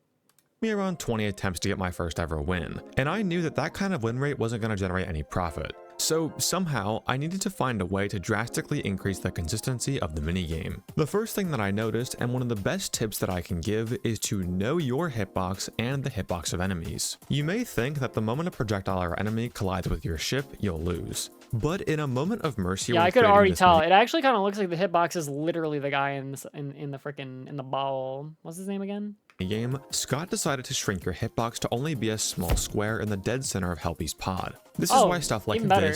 this, and this is possible. Knowing exactly where your true hitbox is super important for when you have to pull off super tight dodges. Toho 101. Even though your hitbox has been decreased, enemy hitboxes are the exact same as their model. If your hitbox gets clipped by even the topmost pixel of a balloon from a balloon boy, you will lose. But even with the knowledge of these hitboxes, I still couldn't seem to find a way to get wins consistently. Sure, I could get past the first 3 phases with some sort of consistency, maybe like 40%, but I would just get swarmed so fast in phase 4, and I really couldn't do anything about it. I'd try to target a JJ, pop it, then the BBs from that JJ would usually force me into a corner with no way out. The BBs from that I was JJ. thinking that at this point, maybe this challenge wasn't going to be possible after all. I mean, only a few Hey, people thanks have for ever the even follow. beaten Gravity Vortex, and no one on record had even done it twice in a row before. I just What? needed more space. If I could find a way to get more space, See, why is he not just doing the capture game? I feel like the capture game is just easier. Yeah, it's longer, but like,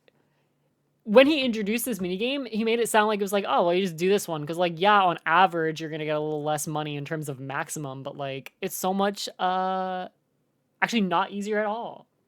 in the arena and somehow manipulate the spawns of the JJs, maybe I could get some more consistent wins.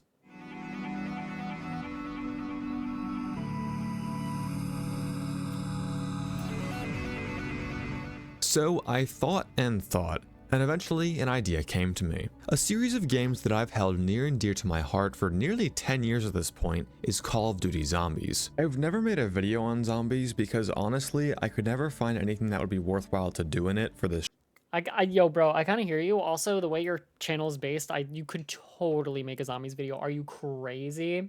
Now, for me personally, I also did grow up playing so many Call of Duty Zombies. I have, like, thought to myself, like, man, dude, doing a Call of Duty zombie stream would be kind of cool. But then I'm like, zombies get so boring, though. Like, I don't know. I don't think it'd be that fun. But maybe one day I'll stream it anyway. channel, but it resurfaced in my mind here. You see, in Call of Duty Zombies, players will often You know, dude, you know what? If I could get like 3 other VTubers, I feel like 4 VTubers playing Call of Duty Zombies would be kind of fun, actually. Like if you had like maybe a couple friends in there that kind of sucked. Like I feel like oddly enough, I feel like a group that has completely varying levels of skills would be the most entertaining. So someone that like low-key kind of fucking sucks, then maybe 2 people that are like kind of all right, and then 1 person that's like hella clutch. I'm the one that's hella clutch, by the way, because I'm the fucking GOAT. use a method known as training to survive longer into the rounds of the game. Why is it called training, you ask? If you know, you know. In COD Zombies, the zombies will always run directly towards your position. Actually, it's called the rape train. So if you ran around in a circle while dodging the incoming zombies, you could hoard them up, then take them all out as a group much more efficiently. So seeing as the JJs try and track your movement, I was wondering if I could apply the same kind of tactic here, and it turns out this was the first major step in increasing the consistency of Phase 4. Instead of just playing as aggressive as humanly possible and hoping for a good JJ spawn pattern, I'd bomb rush the first JJ and then destroy its BBs. Then I'd let the remaining 4 JJs spawn and begin to loop them. The first loop would often be the most difficult, as the JJs would get a bit desynced and their projectiles could create some tough patterns. But usually, if I was able to get the first loop, I had a good chance of winning the phase. Once I had the JJs looped, I would then lead them into a corner, then fire to pop the frontmost JJ and take out its BBs. Then I'd Fire at the frontmost JJ to take out its BBs. It's so stupid. Loop again and repeat until Phase 4 was complete. Now, this strategy wasn't completely foolproof. Sometimes when I was trying to get the first loop, the last JJ would spawn directly where I needed to go and I was pretty much screwed. But it drastically increased the consistency of the wins thus far. So much so that I was able to snag the world record for the most Gravity Vortex wins in a row. 4. That's so crazy.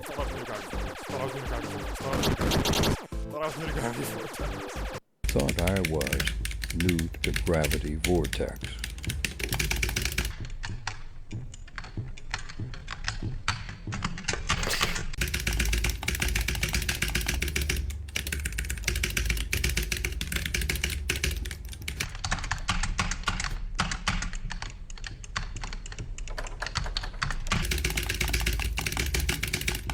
Once I felt that I was practiced up with Jesus. Gravity Vortex and with a world record under my belt, I thought this challenge would be a breeze. But I couldn't have been any more wrong. See, a huge problem that I had with Gravity Vortex was that mentally, practice was much easier than actual in-game runs. When you're just constantly restarting over and over again and not playing for any stakes, it's easy to not feel any pressure, even when going for multiple wins in a row. But when you know the last 50 minutes that you spent staring at Fruit Punch Clown is at stake, if you don't lock in and win some Gravity Vortex games, the pressure can really take a toll on you. And I could see this immediately on Tuesday. Even though I managed to get 4 runs in a row in practice, I was still only able to win 3 out of the 10 runs that I was given for the day. But I figured that this pace was at least still somewhat okay, and that I'd play the run out. Once you've played Gravity Vortex all 10 times on Tuesday, you should have a decent sum of cash left. At this point, you're going to want to buy all of the Rockstar animatronics and place them down for their high entertainment stats. We'll need to buy the Rockstar animatronics later anyway in order to get the Rockstars Assemble achievement, which awards $20,000. However, we don't want to rush the achievement now by buying Lefty. It may be tempting as he's only $5, but we can salvage him for $5,000 later on in the game, and if we purchase him here, we won't be able to salvage him later. At this point, I had a tough call to make. I still had a bit of cash left over. I did not know that. Luckily, I did wait for one night before buying him because yeah, damn, I would have been out $5,000 then. And despite having a stacked animatronic lineup, my pizzeria was still pretty shit. I didn't know if it was a good investment to buy some better attractions for the sake of revenue, or just save as much money as possible by not buying anything. This was still only my first serious attempt at this challenge, so I decided to purchase a bunch of items that would increase my overall atmosphere with the hope that it would eventually lead to more end-of-night money. See, there's a fine line that you want to walk between saving and spending, as you only want to buy items that will give you more return on investment later. Simple business practice. So let's look at what these end-of-night numbers really mean. To start, let's go over how each of the stats influence your total revenue. Atmosphere and entertainment will both influence your visitor count, with your atmosphere being new visitors and your entertainment being returning visitors. The equations to generate the surprised there isn't, exact like, a visitor sandbox count version are a of bit this. complicated and are pretty luck-based, so I've just put the average results on here as well. Once the overall visitor count is determined, you then gain revenue based on your amount of visitors. Food revenue is determined purely on your visitor count, while the bonus revenue factors in your revenue stat as well. Unfortunately, the way that we have to buy items in order to optimize our cash kind of makes these stats work against us in the early game. Animatronics provide loads of entertainment but don't provide any atmosphere, and on Monday you're not able to get any returning visitors. Now, the returning visitors won't make logical sense on later nights, as you can get more returning visitors on Tuesday than new visitors that you had on Monday, but you can't get any returning visitors on Monday, if that makes sense. And on Monday, we don't really have anything that would provide any atmosphere. All we really have is the mediocre melodies. And because atmosphere is so important for all of the sources of revenue, we don't pull in too much cash here. But now, on Tuesday, we can factor in entertainment, revenue, and atmosphere. If we heavily generalize all the equations here, 1 point of atmosphere is roughly equal to about $36 at the end of the night. 1 point of entertainment is about equal to $30, and 1 point of revenue is about equal to $94. So if whatever you want to buy isn't going to make up that cost in however many nights you have left, it isn't a worthwhile purchase. For example, let's look at 2 items and see if they're worth purchasing. To show as much contrast as possible, let's look at the paper pals and the confetti tile floor. The paper pals cost a measly $5 and only award 1 atmosphere, whereas the confetti tile floor costs $5,000 and awards 9 atmosphere along with some entertainment and health and safety. Even though the confetti tile floor may look more valuable at first, the paper pals completely obliterate it in the ratio for return on investment. Not only do the paper pals make their own cost back 7 times over in one night, you're able to purchase them super early in the game, so they're going to award more money for more nights than the confetti tile floor. So in general, we're going to be using these guidelines to appraise items by their stats and see if they're worth picking up. But generally speaking, cheaper items are always better. Unfortunately, I was not this smart on my first playthrough, and I made some pretty inefficient impulse buys. Now, after playing through the next night section and salvaging Scrap Trap, Gravity Vortex would once again show how much pressure affected my gameplay when I would go 2 of 10. Thursday was even worse, with only a 1 in 10. After salvaging Lefty and getting the Rockstars Assemble achievement, I was up to 70 grand, really invested which sure, it was good, but it was still extremely far off from our original goal of 1 million. I would go on to go 3 in 10 in Gravity Vortex for Friday, then finally 1 in 10 on Saturday, finishing with a total cash of $93,000 and 10 of 50 Gravity Vortex wins, which sure is not bad for only a week, but it was a far cry from our goal of 1 million. And actually, at this point, I kind of realized that I was a bit in over my head. I calculated that without any kind of glitches or exploits, the best we were going to get was about 215,000. But I didn't want to give up on my dream of becoming a millionaire just yet, because in that moment, something else caught my eye. You see, there's an additional score you get in FNAF 6 aside from your money, and that score is your FAS rating. We may not be able to become a millionaire financially unless we take on some dubious glitchy practices, but we may be able to become a millionaire in the eyes of our corporate overlords with a FAS rating of 1 million. So I set this as the new goal for this challenge. After all, at the end of the day, we're still gonna be a millionaire in something. And the game seems to care about this score system a lot more than your cash, as they even showcase it at the end of the game. I'd still try to get as much cash as possible, as FAS rating and cash go hand in hand, but the main goal was now that sweet 1 million FAS rating. At the end of my $93,000 playthrough, I had made it up to a FAS rating of 578,000. So even with the skill of a Gravity Vortex world record holder, I still wasn't even close to that 1 million mark. There were some optimizations that we could make, but overall, this was going to come down to Gravity Vortex. Outside of playing minigames, the most FAS rating that you can earn from placing down attractions and animatronics is around 23,000, so not even 1 Gravity Vortex win. At this point, it was clear. I had already gotten the world record for the most wins in a row, but we were going to have to push this minigame so much further. So I went back That's nuts that, like, essentially, because he has gotten the most wins in a row on this, it's pretty much guaranteed that he has hit, like, the highest FAS rating ever out of anyone. But he's like, yeah, I have to, like, do that, but, you know, like, double as good. Damn, bro. All right, lock in. Let's see it. Have a good night, fake game man. grinding, and this time I wasn't gonna stop until I had truly mastered this minigame.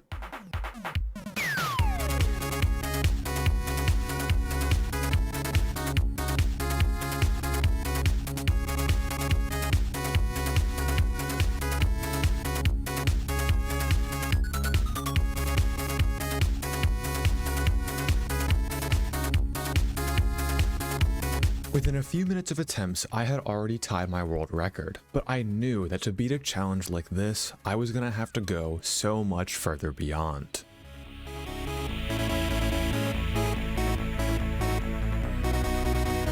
I wish we had a streak number right now. Thank for the prime pie. Pie time. I wasn't nervous, I didn't feel any mental pressure. All I wanted to do was keep playing and push this record as far as I could possibly take it.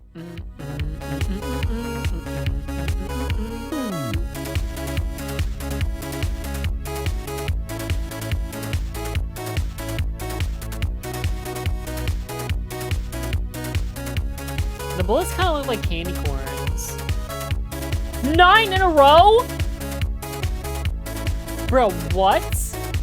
Wait. Okay. This is like, again, this would not be worth his time. But you know what I would personally love to see? This man, the world record holder for this minigame, Bones, of course, versus the best Toho player in the world. And the Toho player doesn't get to practice this, obviously. You literally just inject him in. And imagine like a little live stream where they go head to head. Wouldn't that be so fucking cool? That'd be so cool.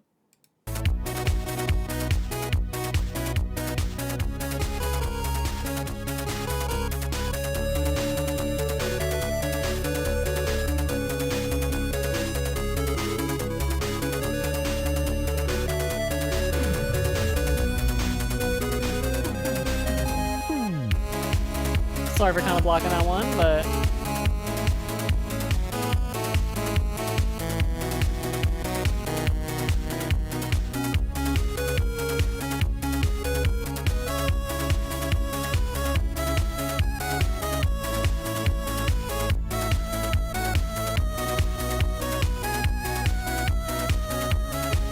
At this point, I had Toho isn't usually as random as this game. It's mostly pattern recognition. Yeah, true.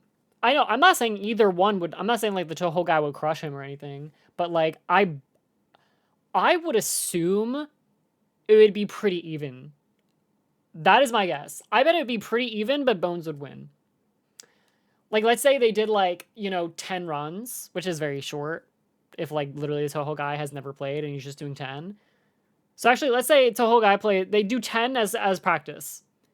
I think if they then did 10 after that, Toho guy might, you know, win 3 or 4 and Bones would win like 6. But I bet it'd be pretty close. Extra level in Gravity Vortex that I hadn't even thought to be possible. With 11 wins in a row on practice and a new high score of 834,000 in game, I was convinced that I wasn't just gonna beat this challenge, I was gonna smoke it. With that kind of win rate, I could easily blow past 1 million. You see, throughout these practice attempts, I decided to look a lot deeper into how Gravity Vortex actually works. I needed to know how to deal with exactly every case, every phase, and every enemy. Dude, again, one thing that I do love about Bones that I've learned is that this motherfucker, like, looks into shit, dude. He does the calculations, man. He does the motherfucking calculations. So let's see what's actually going on here in this minigame. Though it may be very simple on paper, finding the most consistent strategy in Gravity Vortex took a lot of trial, error, and experimentation. First, let's talk about the RNG. If you're one of the few people who's actually beaten Gravity Vortex, it probably felt like on some runs you got instantly cornered, and in others you were able to easily dispatch every single enemy on screen without too much difficulty. Well, this all comes down to spawn patterns. Remember, earlier in this video I talked about what enemies are contained within each phase, and that will never change from game to game. However, what does change is where these enemies choose to spawn. There are 6 total spawn points throughout the arena, with 2 on each wall in a slightly asymmetrical formation. When enemies choose where to spawn, it's a simple 1 in 6 to go to any of these locations, except for Brow Boy, who will always choose the middle location. Most combinations for these spawn points will be winnable, but sometimes an extremely unlikely combination can either create a completely unwinnable scenario, or a scenario that requires so much locking in to survive that it's unwinnable like half the time. I mentioned earlier how Phase 2 2 and Phase 4 are the only difficult phases in this minigame, and that's because of how many enemies they throw at you in quick succession. If you combine this with bad spawn RNG, that's what creates situations like this. If I were to go over every kind of instance of bad RNG that can happen in Gravity Vortex, we'd be here for quite a while. So instead, I'd like to highlight some of the worst cases that seem to kill me the most often, and how you can sometimes play around them. The first case that I had to deal with was a Phase 2 pattern where the majority of the later enemies spawn on the lower. I hate to do it to bro, but like, I'm not even gonna say what I see on my screen, but like, let's just say there's a new bro that is really logged in right now. God, dude. Holy shit. Half of the map. You see, over the course of my Gravity Vortex attempts, my Phase 2 strategy hadn't really changed much. In Phase 2, you can't really do any loops like you can with the JJs in Phase 4 because the BBs just fire and move way too fast. However, because of their limited health, if you can eliminate all of them before you're forced to loop, you can survive the phase. Dude, so my general strategy was to start as close as possible. I'm not even kidding. I think Bones did him kind of dirty for showing that. I'm not even kidding. Because like, I mean, he had to have seen. Maybe like Bones, I don't know. Bones made a community post like today saying like, oh, you know, sorry, I'm not working on stuff right now. You know, school is really hitting me hard. Maybe he's like freaking 19 and doesn't understand how dirty he did, bro. Like he probably didn't even realize, but like, dude, it's so bad. To the topmost front spawn point. Then slowly work my way around the left edge of the arena, picking off every BB as I move down. This would end up being very tense near the bottom edge of the screen, as there would normally be 1 or 2 BBs left that I would need to take out just in time to squeeze past and survive the phase. After playing this phase more and more, I came to realize that the BB shots basically formed a barrier between me and the top half of the arena, and that in order to get as consistent as possible with Phase 2, I would need to inch down as slowly as possible as to not give up much ground while I was taking out the BBs. When mastered, I would say this strategy would get me past Phase 2 about 95% of the time. Yeah, actually makes it look quite easy. But sometimes the BBs would just roll insane chances to completely swarm the bottom like in this clip here. That right there was a 1 in 64 for them to all swarm the bottom, and a 1 in 3 for the last BB to be that specific back spawn so that every other BB completely blocks all of my shots, and I end up running out of space and then losing. This not only happened to me a stupid amount of times on earlier runs, but this kind of RNG is way more punishing than anything that can happen in the later phases. If you die in Phase 2, you're getting booted out of Gravity Vortex with around 2,000 points, whereas with bad Phase 4 RNG, you can at least manage to get 6,000 to 7,000. Speaking of bad Phase 4 RNG, let's talk about that. As we've already discussed, Phase 4 is the infamous 5JJ phase, and skill-wise is by far the hardest phase, and also the phase God, those eyelashes are on fleek. That my strategy has changed the most on. Originally, I would just try and bomb rush the first JJ, loop the other 4, then take them out one by one. But a lot of the time, I found myself getting cornered if the JJs decided to take the frontmost spawns. Thankfully, I managed to find a way around this, and that was abusing the knockback. Whenever a JJ is fully within the bounds of the arena, meaning that a single pixel of the JJ isn't touching any of the edges of the screen, they'll take what seems to be a random amount of knockback when they're hit by a bullet. So by tap firing to fire as little bullets as possible, while knocking back the JJs as much as possible, you can push them into a more comfortable position to start your loop. This knockback strategy essentially makes the looping section of Phase 4 entirely skill-based. However, there's one case that makes this phase insanely more difficult, and that is the death block. Now, oh, good to see you, Azarias. By the way, someone used your go-to "go piss girl" quote for you when you were gone, so don't worry, we covered the bases. in Phase 4, you always have to rush the first JJ and eliminate it immediately, as looping 5 JJs is very, very difficult. So during this first bomb rush, on very rare cases, the first JJ can spawn on a corner. Then, while you're bomb rushing them, the second JJ can spawn in front of you and block the first damaged JJ, leaving you to run out of space and then lose. This only has a 1 out of 18 chance of occurring, and I have been able to survive it a few times, but in my opinion, it is by far the worst case of Phase 4 RNG. I can't believe half of this video is on this minigame. It's actually insane. So with all of this knowledge, here is my complete and optimal Gravity Vortex strategy. For Phase 1, just rush the 3 balloon boys. There isn't enough of them to overwhelm you. Then head up to the top of the arena before Phase 2 starts. Then inch around the side until you cleared out all the Phase 2 BBs. Now rush the solo JJ in Phase 2. Alright, Skinnle, stop making freaking YouTube chat weird, okay? YouTube chat isn't talking that much, and I think it's because you, Skinnle, okay? You're being weird and creepy. Stop freaking saying you want to freaking kiss my face and eat me. It's weird. 3. Then prepare for phase 4. Once the It's like the heart eye emoji. Okay.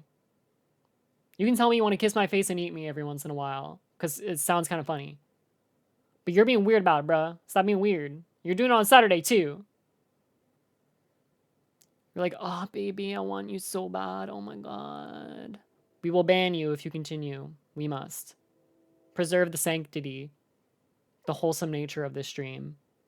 first JJ in phase 4 spawns, rush it immediately. Take out all of its BBs. It's like, baby, lift up your legs a little bit more, please, on Saturday stream, please. You gotta stop, bro. You gotta stop or we're nuking you. This is your final warning.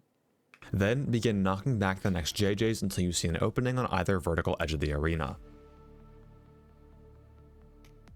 Once you have a chance, dash through the opening to begin looping the JJs. Then pop each JJ one by one every time you loop. Pop each JJ every time you loop. If you've taken out all of the JJs successfully, you can take on Brow Boy. Simply fire at him and slightly change your vertical position to avoid his insanely slow fire rate, then focus on one of his 2 JJs, loop the last one, then complete the minigame. After hours of practicing Gravity Vortex, I felt that it was finally time to go back into an actual game and finish this challenge. I was pumped up and ready. After all, if I could nail this game 11 times in a row, getting a win rate high enough for 1 million Faz rating shouldn't be too far off. I had approximated from some close failed attempts in the past that I needed a I do wonder though, I hope he shows the stats, like if somehow he got 10 out of 10 captures for the first game and then did 10 out of 10 perfect games for this one, if it would be enough for $1 million. I wonder. around 30 out of 50 wins. I feel like so probably an not. I average bet of you get about like 6 wins 800,000 per or night. something. So I booted up FNAF 6 for another 2.5-hour playthrough. But once I was 30 minutes into this playthrough, I soon began to realize the cruel strategy that this game was playing on me. I take proof for my challenges very seriously, and if you go to my second channel, you'll see raw proof videos for pretty much everything that I've done on this channel, all of which are Hey, uncut and 304-106, unedited for the thanks for the follow. gameplay sections. However, for most challenges, I only need to complete 6, maybe an 8-minute night at most, and that's that. Or for some longer challenges, maybe an hour. We don't talk about that one. Oh, don't worry. We're going to be watching FNAF World stuff too. That's why I'm going to be playing FNAF World on Wednesday. So, yeah. Actually, this video on YouTube, if you're watching this on YouTube, this should be out on Wednesday, I would assume. So, yeah, literally, if you're watching this on the day of the YouTube release, come to my Twitch channel because I will be playing FNAF World. I'll be starting it. Should I do it again? No, just sit here and stuff will happen. Something normally happens. Oh, what happened over there? Thanks for the follow as well, child. Talk about that area. Yeah, Green is not a creative color. don't. Never say that to Glorpy! Where is that, Richard? Don't worry about it, Glorpy. Everything is okay.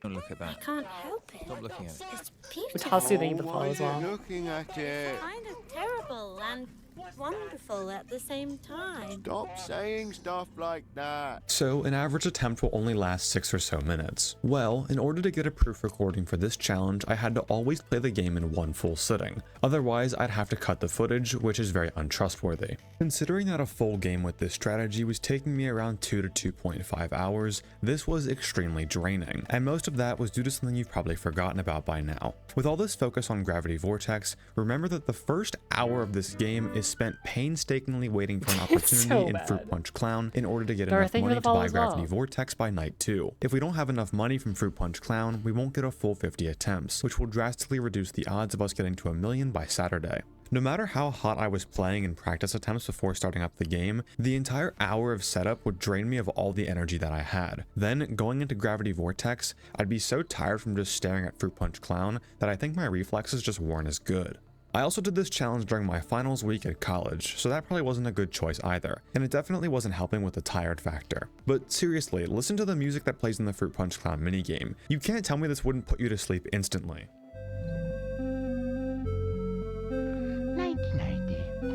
Okay, that's kind of crazy that this is the song that plays during this game. I'm not even gonna lie. What games do you normally play on stream? Yeah, again, guys, if you only watch like my reaction videos, dude, you're missing so many good moments on stream. A lot of people, well, I don't want to say a lot of people like leave when I react to videos. That's absolutely not true. My view count's usually pretty freaking good. But so many people love the yapping sessions where we're just close with the community. A lot of people really love a lot of different games we play too. People will like hold certain games that I've played like in their heart and make callbacks to them months in the future and stuff like that. I'd recommend just watching, you know, the streams. Just saying. Fruit punch for everyone. Is that also from the game? After the setup with Fruit Punch Clown, I was so ready to be over with this challenge. I managed to go 5 out of 10 on Tuesday, which showed that even when fatigued, I could still pull off a consistent win rate. And if I could maintain this kind of pace throughout the entire game, I might be able to barely eke out 1 million. Oh yeah, bro asked what games I play. I mean, kind of anything.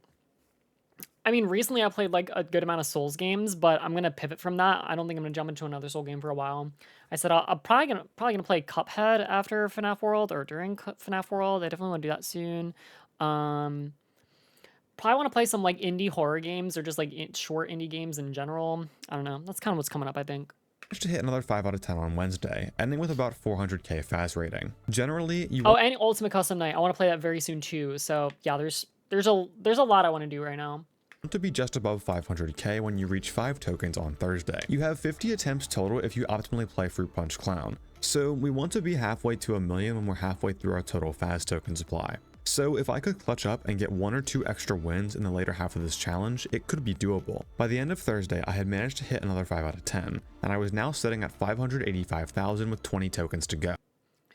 I'm not really thinking about fan games yet, or like mods or anything like that, just because like I'm not even done the original games, so I don't know. We'll see.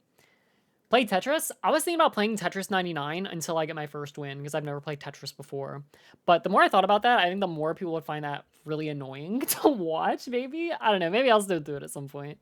But at this point, the pressure and fatigue was really starting to build. I've been recording for almost 1 hour and 30 minutes during this attempt, and at this point, I think the game itself started to realize. See, at this point in the challenge, I actually started to personify the game itself. It's not FNAF 6 giving me bad RNG at this point. I could say that it is quite literally the game that is fighting against me. And nothing showed this better than my last 10 attempts on Saturday. I haven't really talked too much about the mental struggles of this challenge so far, and for most challenges that I've done recently, they really weren't all that bad, because again, the night lengths were so short. But I love how he's like, sorry guys, I know you're used to me talking about my mental struggles during, you know, my video where I play a children's game. So good, dude. Sorry guys, sorry that I haven't talked about my mental struggles during FNAF Pizzeria Simulator. Sorry guys. I think of this challenge more than any other. I have played gacha games on stream. I recently played Neverness to Everness, and you should definitely check out my YouTube video that I posted on Neverness to Everness. In my opinion, it is probably top 5 best videos I've ever posted on my channel, and unfortunately, it is my lowest viewed video on my entire channel. So, I know you haven't watched it, or there's a very good chance you haven't. I'd recommend it. Other is more of a mental battle than a physical one. In competitive sports, you'll often notice momentum swinging in the direction of. My Age of War video, also in top 5 best. That one got, you know, an okay amount of views, like 6,000 or something. James, thank you for follow. Thank you for the follow. Of one player or team. Now, I don't mean momentum in the physics sense. I'm more so referring to how a player begins to gradually gain a lead, they feel like they're unstoppable, and that confidence is what allows them to eventually close out the game. It's a much stronger force than you might think, and anyone who has experience. Hey! Yo, that laser from Mango! Dude. Melee. He knows a little, he knows ball! Wait, he knows ball. Has he maybe played a little bit Under Night? Does bro know ball? Damn, maybe bro knows ball like that. Fuck. Dude, shoutouts to Evil checking on Beetle's balls on Sunday's stream. That was lit. I think I spammed show us your balls like 4 times in chat to Beetle, and then people started putting sus to me like a lot. Trying to reverse the momentum of a game will tell you that it feels significantly harder than just starting evenly. I really don't see Taj beating him. Unplug your controller, dog! Plug your controller, dog! Boom. Fucking boom. Melee head, fuck you. Unplug your controller! forfeit, my he forfeit. I don't think I need to tell you what was bleeped out there, but He knows he not gonna you know, we'll skip that one, but Mango gave this corporation. When I'm playing Gravity Vortex for practice with no stakes, I can just continually restart over and over again. So once I gain that momentum, I can carry it to do some pretty insane stuff. But in a normal game, we only get 10 tries per night. Then we have to do an entire night section and a salvage section, which combined last anywhere from 10 to 12 minutes. I even began to notice that during the latter half of each 10 attempt block, I love this graphic. I was always doing better, as I had been warmed up and started to gain momentum for that night. But then the game would completely ice my momentum with the night section and the salvage section.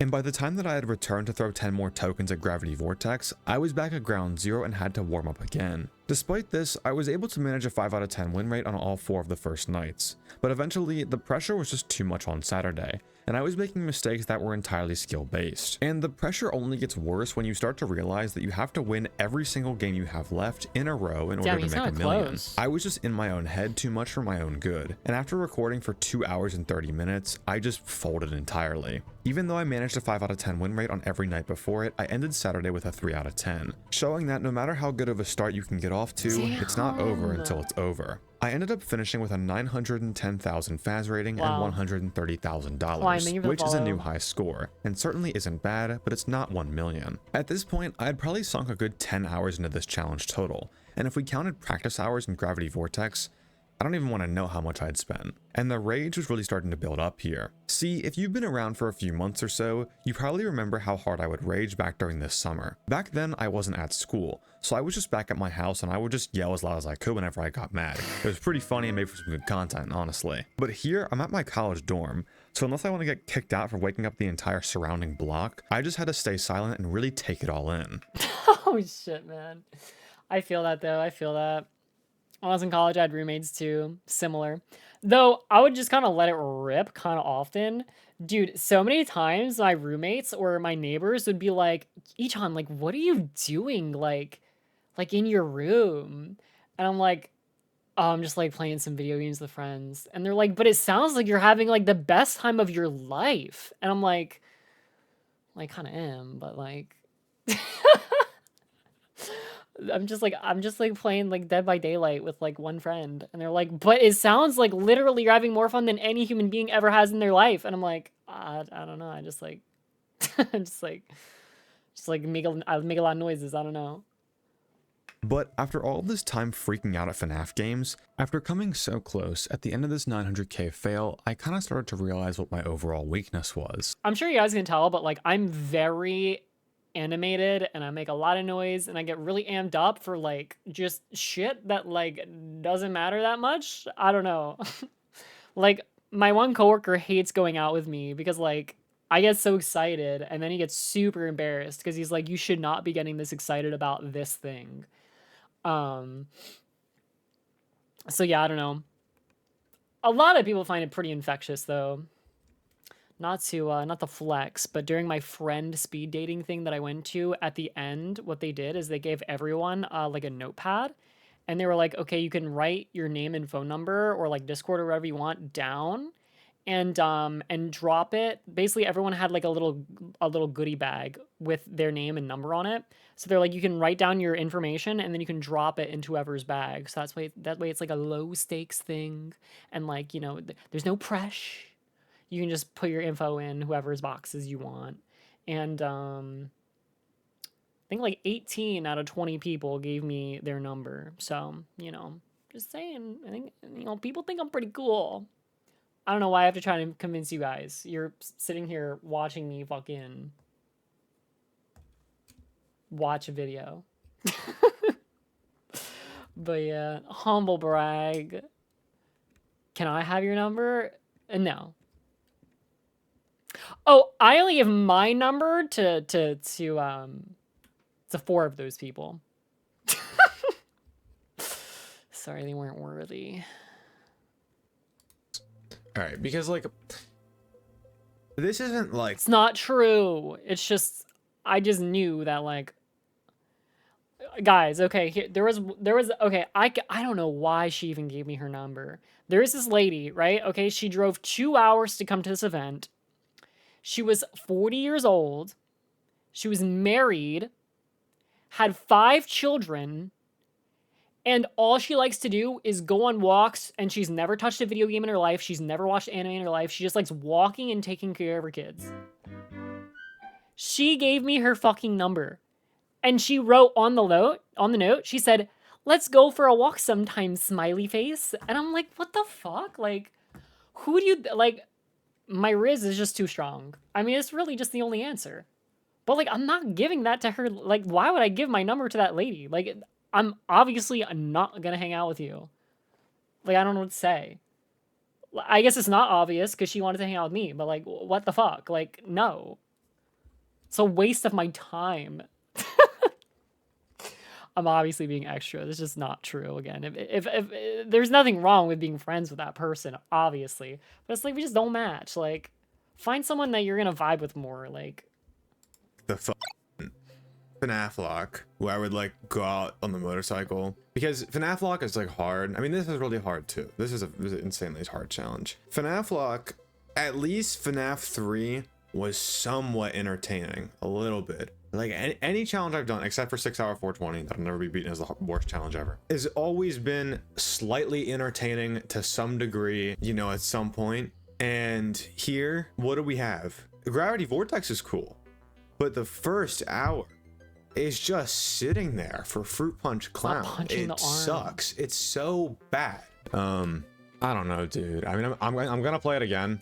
It's like, but I'm just. Oh my god, I'm sorry. Someone said Springlock in the chat, Lars. I'm yapping way too much, dude. I am so sorry for the people that just want to like watch this video on YouTube, especially after. But this will be quick. This will be quick. Randomly on my recommended, well, I'm getting tons of FNAF videos on my recommended now, and one popped up. It was the first one. It was like, can a human survive being springlocked? I might react to that.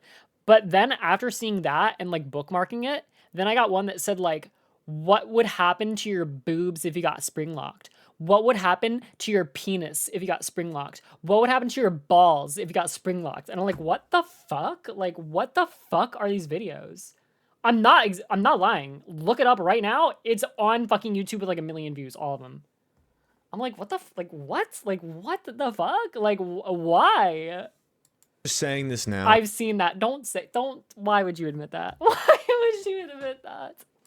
If this video is releasing far later than it should, it takes a lot. And I'm gonna go off on a huge tangent here. Okay, so but what was the answer? All right, we're gonna watch it together, guys. Don't even look it up. We're gonna watch it together. All right, we're gonna watch it together like next week. Don't even worry about it. To whatever timestamp is on screen, I'm gonna get really deep in this video for no reason. A lot of people like, dude, I just yapped and he just said, yo, you can skip this because I'm yapping. Holy shit, yap buddies. To say that like a lot of big content creators on Twitch, I'm gonna call someone out. I'm gonna call Asmongold out. Do you have anyone else to call out? Maybe it starts with a Y, but you don't pronounce it with a Y. Much bigger than me. I don't care. He said that like streamers have a harder job, and like content creators like me have a harder job than the 9-to-5 worker, and that is complete bullshit. If you work a normal job, you have a harder job than me. Now, I'm a college student, so I know how it is. I'm doing both, right? So I don't want to seem like I'm a total bitch because I don't work a 9-to-5 job. I'm kind of a bitch for doing this. But I don't want to seem like a total bitch for screaming and saying how bad my experience is with this challenge, how awful it was, because at the end of the day, I'm playing a video game. And like realizing that now, at the end of the day, it's a video game. I'm not fighting to keep my family alive at a 9-to-5 job or some shit. At the end of the day, I'm a content creator, and I'm very privileged to be a content creator. So I'm sorry if this video takes a while. This challenge sucks. I don't want to sit there and play Fruit Punch Clown and just wait and wait and wait and wait and then get like a 1400. Like, I don't want to do it. I don't want to do it. I have to do it again soon. Like,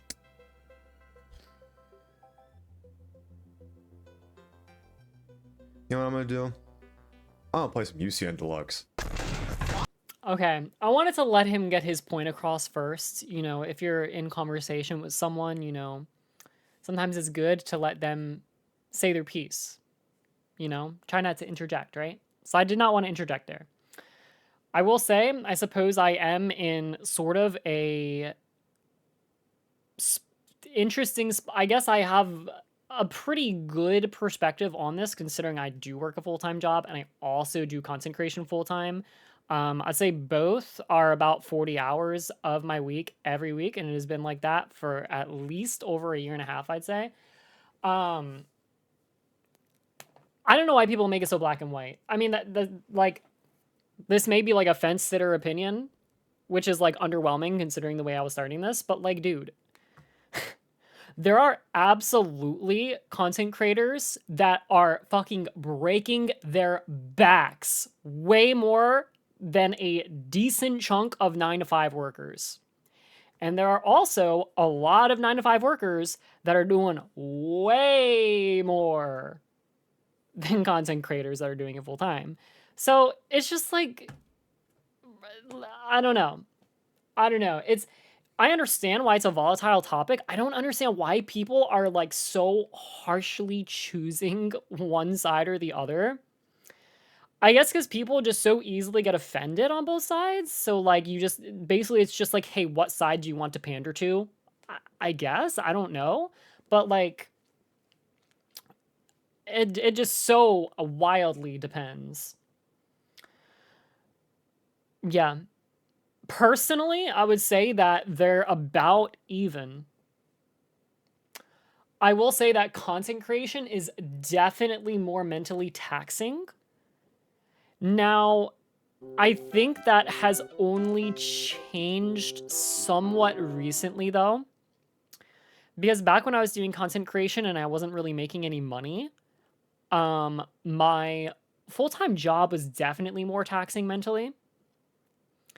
Because it's like, well, shit, I like gotta work hard. I gotta get these promotions. I gotta, you know, get a better pay rate increase and stuff like that. Cause like it's your livelihood you're talking about and thinking about in your future that you have to, you know, save and build and create. So like now that I do content creation and, you know, it's not enough to go full time. It's definitely not, unless I wanted to like, again, whatever. I'm not gonna yap about that. But if I want to have like a safe and comfortable future, you know, I still gotta work both. But it's nice that like both kind of pull in a decent stream for me. And it allows me to relax a bit more at my job where I don't have to worry as much about putting 100% effort. It's just like, hey, if I can just like continue to hold my job, even if I don't get increases, like that's okay. Because like, I know that I'm going to continue doing content creation forever. And that can be like supplemental income to not getting raises. So it allows me to basically balance both in a way to where both are pretty much equally as stressful, I would say. So anyway, there's my perspective. Hope that was insightful in some kind of way.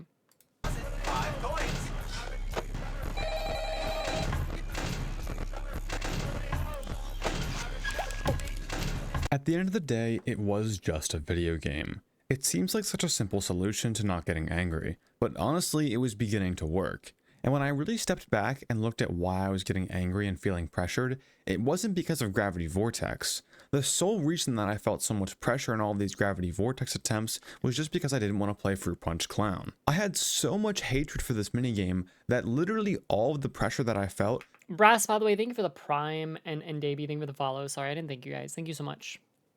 I appreciate you all. I appreciate all of you guys watching, by the way. You know, if that isn't obvious too, but I yap about that all the time. So thank you so much. Could be completely erased if there was any other way to set up the cash to purchase Gravity Vortex by night 2. How much does Carnival Hoops give you? I actually need to know. How much does Carnival Hoops give you on a win? 5,000 Faz rating. Do you know what? 5? Holy shit, hold on. It might be skill based now. This could be really big. Oh, I like this game. I like this game. I think I could get like that basketball game like 10 times in a row if I grinded it. It really is not that bad. Once I learned how to play it, I think my 3rd attempt ever, I perfected it, and then I never played the game again. I feel like I could do it pretty reliably. There has to be an anti-fruit punch clown route. This is the new mission. I'm going to find an anti-fruit punch clown route. I don't give a f. I'm going to find a setup that is anti-fruit punch clown. I don't care how hard it is gameplay wise. I'm going to find a setup that's anti-fruit punch clown.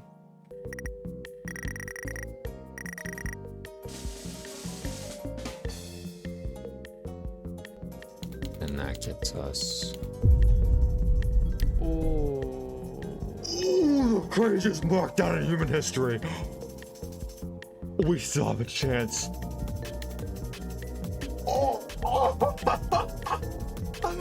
Dude, what the f? Oh wait, because he's not going for money anymore. It doesn't even matter if he gets sued. I mean, it does, but like it doesn't impact you as much. These markdowns are actually insane now. And again, I can't believe markdowns have not got brought up until the 51-minute mark. That's insane. Oh. Why not Black Souls? I haven't played it though. Oh my god. I totally skipped the fruit punch clown. Yes. With even a mild markdown, you can totally skip fruit punch clown. Yes. Okay. I hadn't felt such sheer joy in a long time. It turns out that if you get a perfect score on all 3 of the first Midnight Motorist games, and instead of buying Fruit Punch Clown, you buy Carnival Hoops, then get a perfect score in that, 8 times in a row, you can skip Fruit Punch Clown and still get 49 tries in Gravity Vortex. I was over the moon. I didn't care how good I needed to get at Gravity Vortex. I didn't care that I needed to perfect Carnival Hoops 8 times in a row just to have a run. Not having to play Fruit Punch Clown meant that I could actually have fun with this challenge. I was even able to optimize this run even further to always have a guaranteed 49 tries total with Gravity Vortex. Remember earlier when we were talking about how the paper pals are actually one of the single best items in the entire game? Well, we can use them here in a new anti-Fruit Punch Clown route to eke out just enough money to buy Gravity Vortex the moment Night 2 starts. Once you've played your 3 games of Midnight Motorist and bought and placed Mr. Hippo, Ned Bear, and Pig Patch, buy Carnival Hoops and use the rest of your play tokens on it. As a quick pro tip, you can hold spacebar at the very beginning of Carnival Hoops before the minigame starts to get an extra point. Then just get in the rhythm of the game, and getting that bonus shouldn't be a problem. Once you've spent all of your tokens on Carnival Hoops, you should have $3,900. That makes it now super upgrade the easy, floor, actually. buy the stage upgrade, and get the Trash in the Gang achievement like normal. Typically, we now just play the night section and salvage Molten Freddy. But before you do that, buy the discount cooling unit, the paper pals, and the foil party set. These 3 items are extremely cost effective, and the discount cooling unit will completely negate your risk, along with adding some atmosphere. Not only do these items give us 5 atmosphere total going into the night section, but they also provide just enough total cash spent to unlock the rare finds auction. Now head into the night section and play as usual. If you get reasonably lucky with the 5 atmosphere stat, you'll make $800 total when combining the revenue you get from Molten Freddy. Now accept the sponsorship, play Carnival Hoops one last time, and you'll have enough money to buy Orville. The only problem is that we're now missing Happy Frog to get the achievement, and we need to play a second game of Carnival Hoops to get just enough money to purchase her. But because Orville is from the rare finds auction, placing him down awards significantly more Faz rating than the other mediocre melodies, which will get us just enough cash to buy Happy Frog. Then place her down.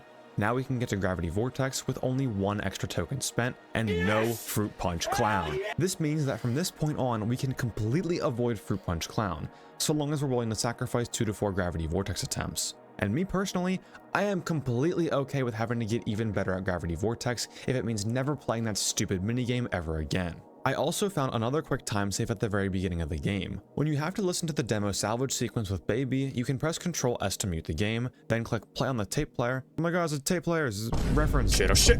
Then because the game is internally muted, the tape player will instantly stop. Then you can unmute the game and Scrap Baby will instantly skip to the end of the scene, which saves a good bit of time. That's kind of crazy that works that way. 2, 1. Huh. However, even though my motivation was through the roof, I think the game saw what was going on and wanted to put an end to it. Even though I had found a way to avoid its most painful torture method in Fruit Punch Clown, I just had a feeling the game knew when I was on good runs. Guys, this is evidence for me being clinically insane. Whoa. YouTube commenting, they go, whoa, you're insane?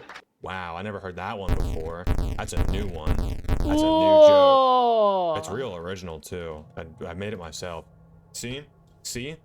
Goblins. They're right fucking there. They're right fucking there. They're behind my desk. They're right fucking there. I swear to God. I swear to God. This shit doesn't fucking happen. They're right fucking there. They're right fucking there. They're right fucking there. They're laughing at me right now. It's a fucking monitor. There's no explanation. Yes, this is the FNAF gauntlet guy. There's none. There's no explanation. Let's watch this shit right now. I will prove it to you. I'll prove it to you. I'm not crazy. What the fuck, dude? You're a crazy person. What is that? They're going to give me the best RNG I've ever seen in my entire life. Alright, just run. No stakes. Watch this shit. Stage 4. Doesn't matter. It doesn't even matter. Start on stage 4. Doesn't matter. Watch this shit. Bro, 1 for all back spawns. Doesn't matter. They won't shoot because they don't fucking care. See? They shoot in a good pattern. Easy kill. Done. They didn't even shoot. I was on the right. Brow Boy's free anyway. I'll even tell the JJs for Brow Boy just for some extra insurance. Watch this shit. The fuck is he saying? I even played aggressive just for fun. You know what? Kill him anyway. See? There's literally no explanation. The second I open this click team window and I go to practice, it's fine. The literal moment they know that I'm in the game and there's stakes, it's impossible. There's no explanation.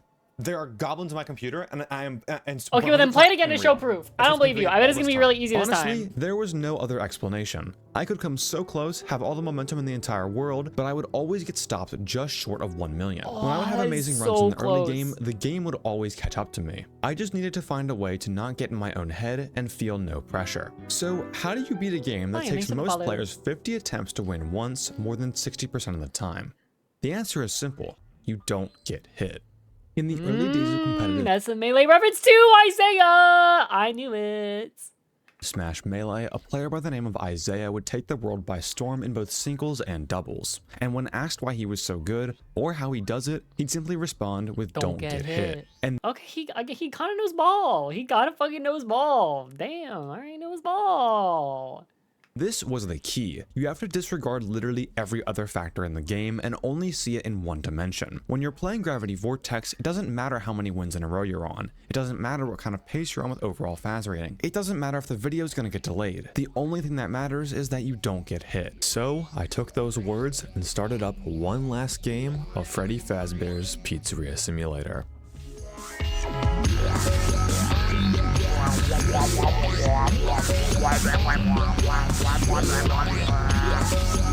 I do not know this song. I do not know.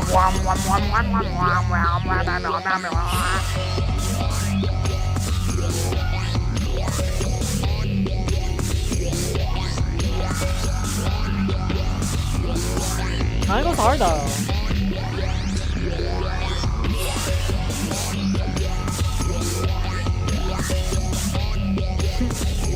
The Kanta hanging out with the Spring Trash, that was his name, was good. Spring Trash, I forget his name, bro.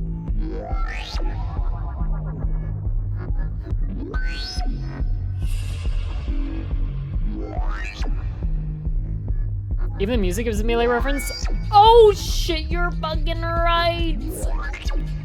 You're actually fucking right. With a 5 right. out of 10 on Thursday, I was barely on pace, and because of pressure, I was always known to perform worse on Friday and Saturday. I was going to need an exceptionally high win rate on both, but I wasn't nervous. At the end of the day, all I had to do was not get hit.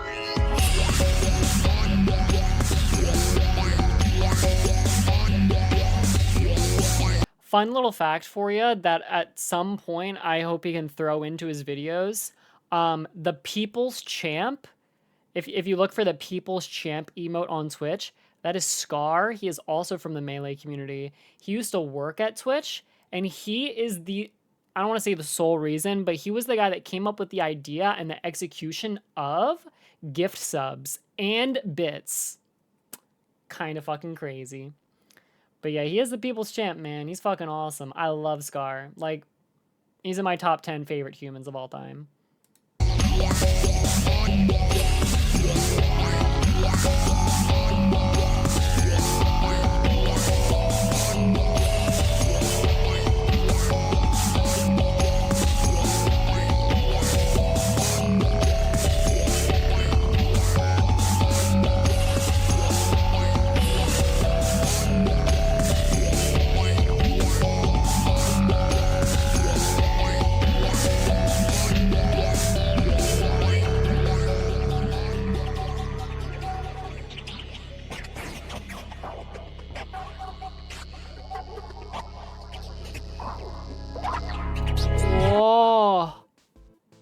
So if he just beats this, he wins.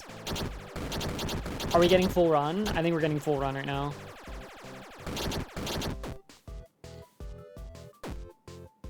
All right, now we do the tappies. We do the tappies.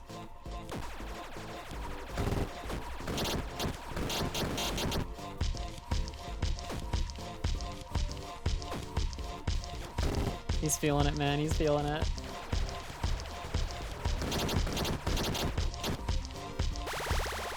That's it. That's it. That's it. Yo! Dude. Oh, where's your shit talk now? Oh my god, he got so much my extra God. points. Is that for I see him. hitting a He's in million? that computer, dude. I see him. I see him behind me. Give me that shitty RNG, you stupid motherfuckers. Oh my god, dude. You came all this way to lose to me, motherfucker. You came from beyond the ice wall to lose to me. Try and give me that double block, 2 blocks in 1 run, and guess what? I fucking beat it. Double block. With 2 points of extra credit too. Oh shit, he has 2 more runs he can do. Oh, and he perfected it again. Whoa. No. Oh, okay, all right. All good, all good, all good, all good. After hours and hours of attempts, I had finally reached the coveted 1 million Faz rating, with an extra 50,000 to spare, and $143,000 in cash.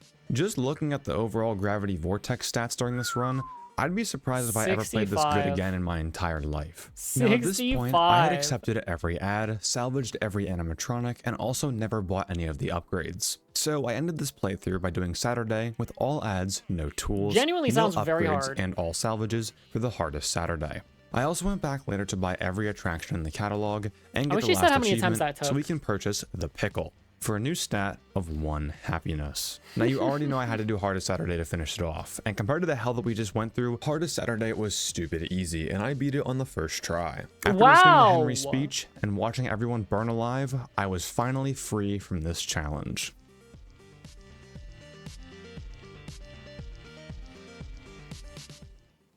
If you've watched this far, thank you so much for your time. People like you are what keeps this channel going. I'm sorry this video took a lot longer than expected. The original mentality behind this video was, oh, 1 million Faz rating in FNAF 6, that's gonna be free, I can do this during my finals week. And then yeah, it wasn't free at all. Also, I do want to say quick before I end the video, I saw a piece of fan art from user Mangolin on Discord that was an actual edit of my Bones character, and this is like the coolest thing ever. I can't play the music in it because of YouTube copyright, but dude, like seeing a Bones edit is genuinely a dream come true. So trust me, any kind of fan art is welcome. I remember the first time I got one of those. It's very, very cool. Best believe I reposted that on TikTok. It ended up getting like, I think like 60,000 views because that was when I was at like my peak for like TikTok relevancy too. So anything I retweeted got like reposted, whatever, got like a lot of views. This is so awesome, dude. Anyways, thanks for waiting for this one. I had a lot of fun making it. As always, thank you for watching. Peace. Wowee. It's a great video, man. It's a great video. Bones is treating me well right now. He's absolutely treating me well. I will be reacting to more in the future. I already know it. So, you know, look forward to that. Chats. Chats. Do you want to hear a secret? I've been holding my pee for like 35 minutes. I didn't want to pause midway through the video. So it's, oh man. It's been tough. It's been tough. All right, you know what? Here, I'll go to the bathroom now, okay? I'll go to the bathroom now. Enjoy some more fan art.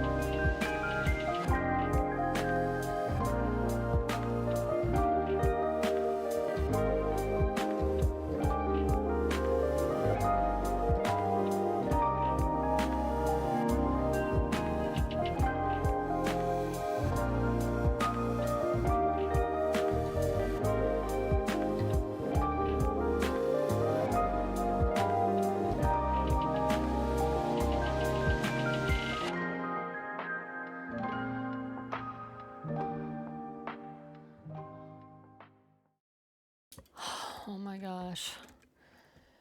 That felt so fucking good. That felt so good. Oh my god. Thank you.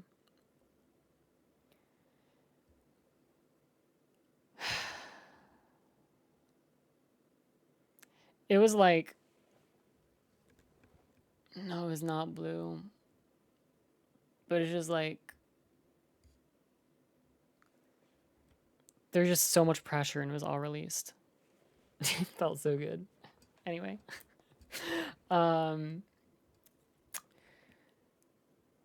Which FNAF challenges are you most excited to react to?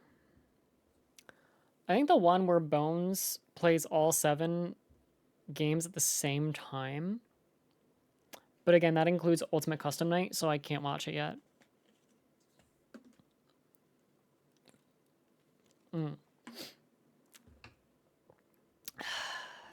Man. Good stream today. I felt like we had a lot of yapping. And the video was good too. I did wash my hands. Skinnle, dude. Mods, I don't blame you if you ban the Skinnle guy. I don't. Hopeless Pursuit. One day I will find time for that. Maybe I'll like 2-part it or something too.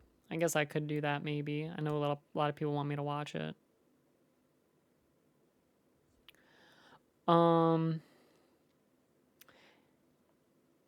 Yeah, I do gotta end stream pretty soon here.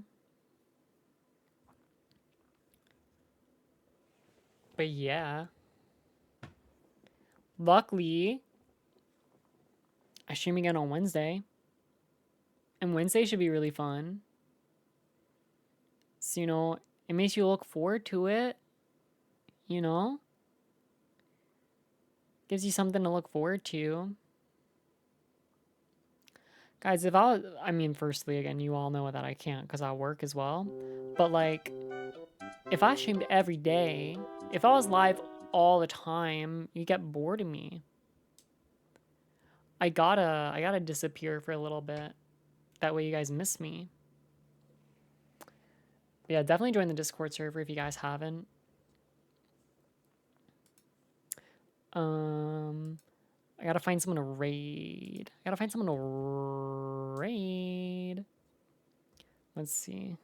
Who's around? Who's live right now? Aw, Distress. Thank you for the follow as well. I appreciate it. Oh! Krelly is actually still live. I'm gonna raid Krelly for sure. That's an easy answer. Let's see, where's the sub version of Raidy-chan? Do we got that anywhere? Are people slacking? Where's our raid? There we go, there it is.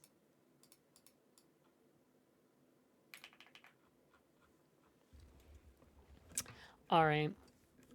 I hope you guys had a great stream today. I do not know what your name was that just followed because I only see it in Japanese, but thank you so much. I appreciate it. I hope I do catch you on another stream. Best way to tune into another one is by joining the Discord server, so I'd recommend doing that. Other than that, I hope you all have a really great night. Thanks for coming by. Thanks for hanging out. Thanks for lurking. Thanks for chatting. Like I said, I'll be back on Wednesday. And Wednesday will also be the 100K YouTube celebration stream. Won't be anything too crazy. But I will be drinking a beer, and I will be playing FNAF World, so I guess that is kind of cool. Hey, Dolly. Thanks for still hanging around. Appreciate you. Anyway, yeah. I guess that's about it. So thanks for hanging out, guys. Really, really appreciate it. I hope you have a great night, good sleep, great day tomorrow. Much love. Take care. Have a great night. Bye.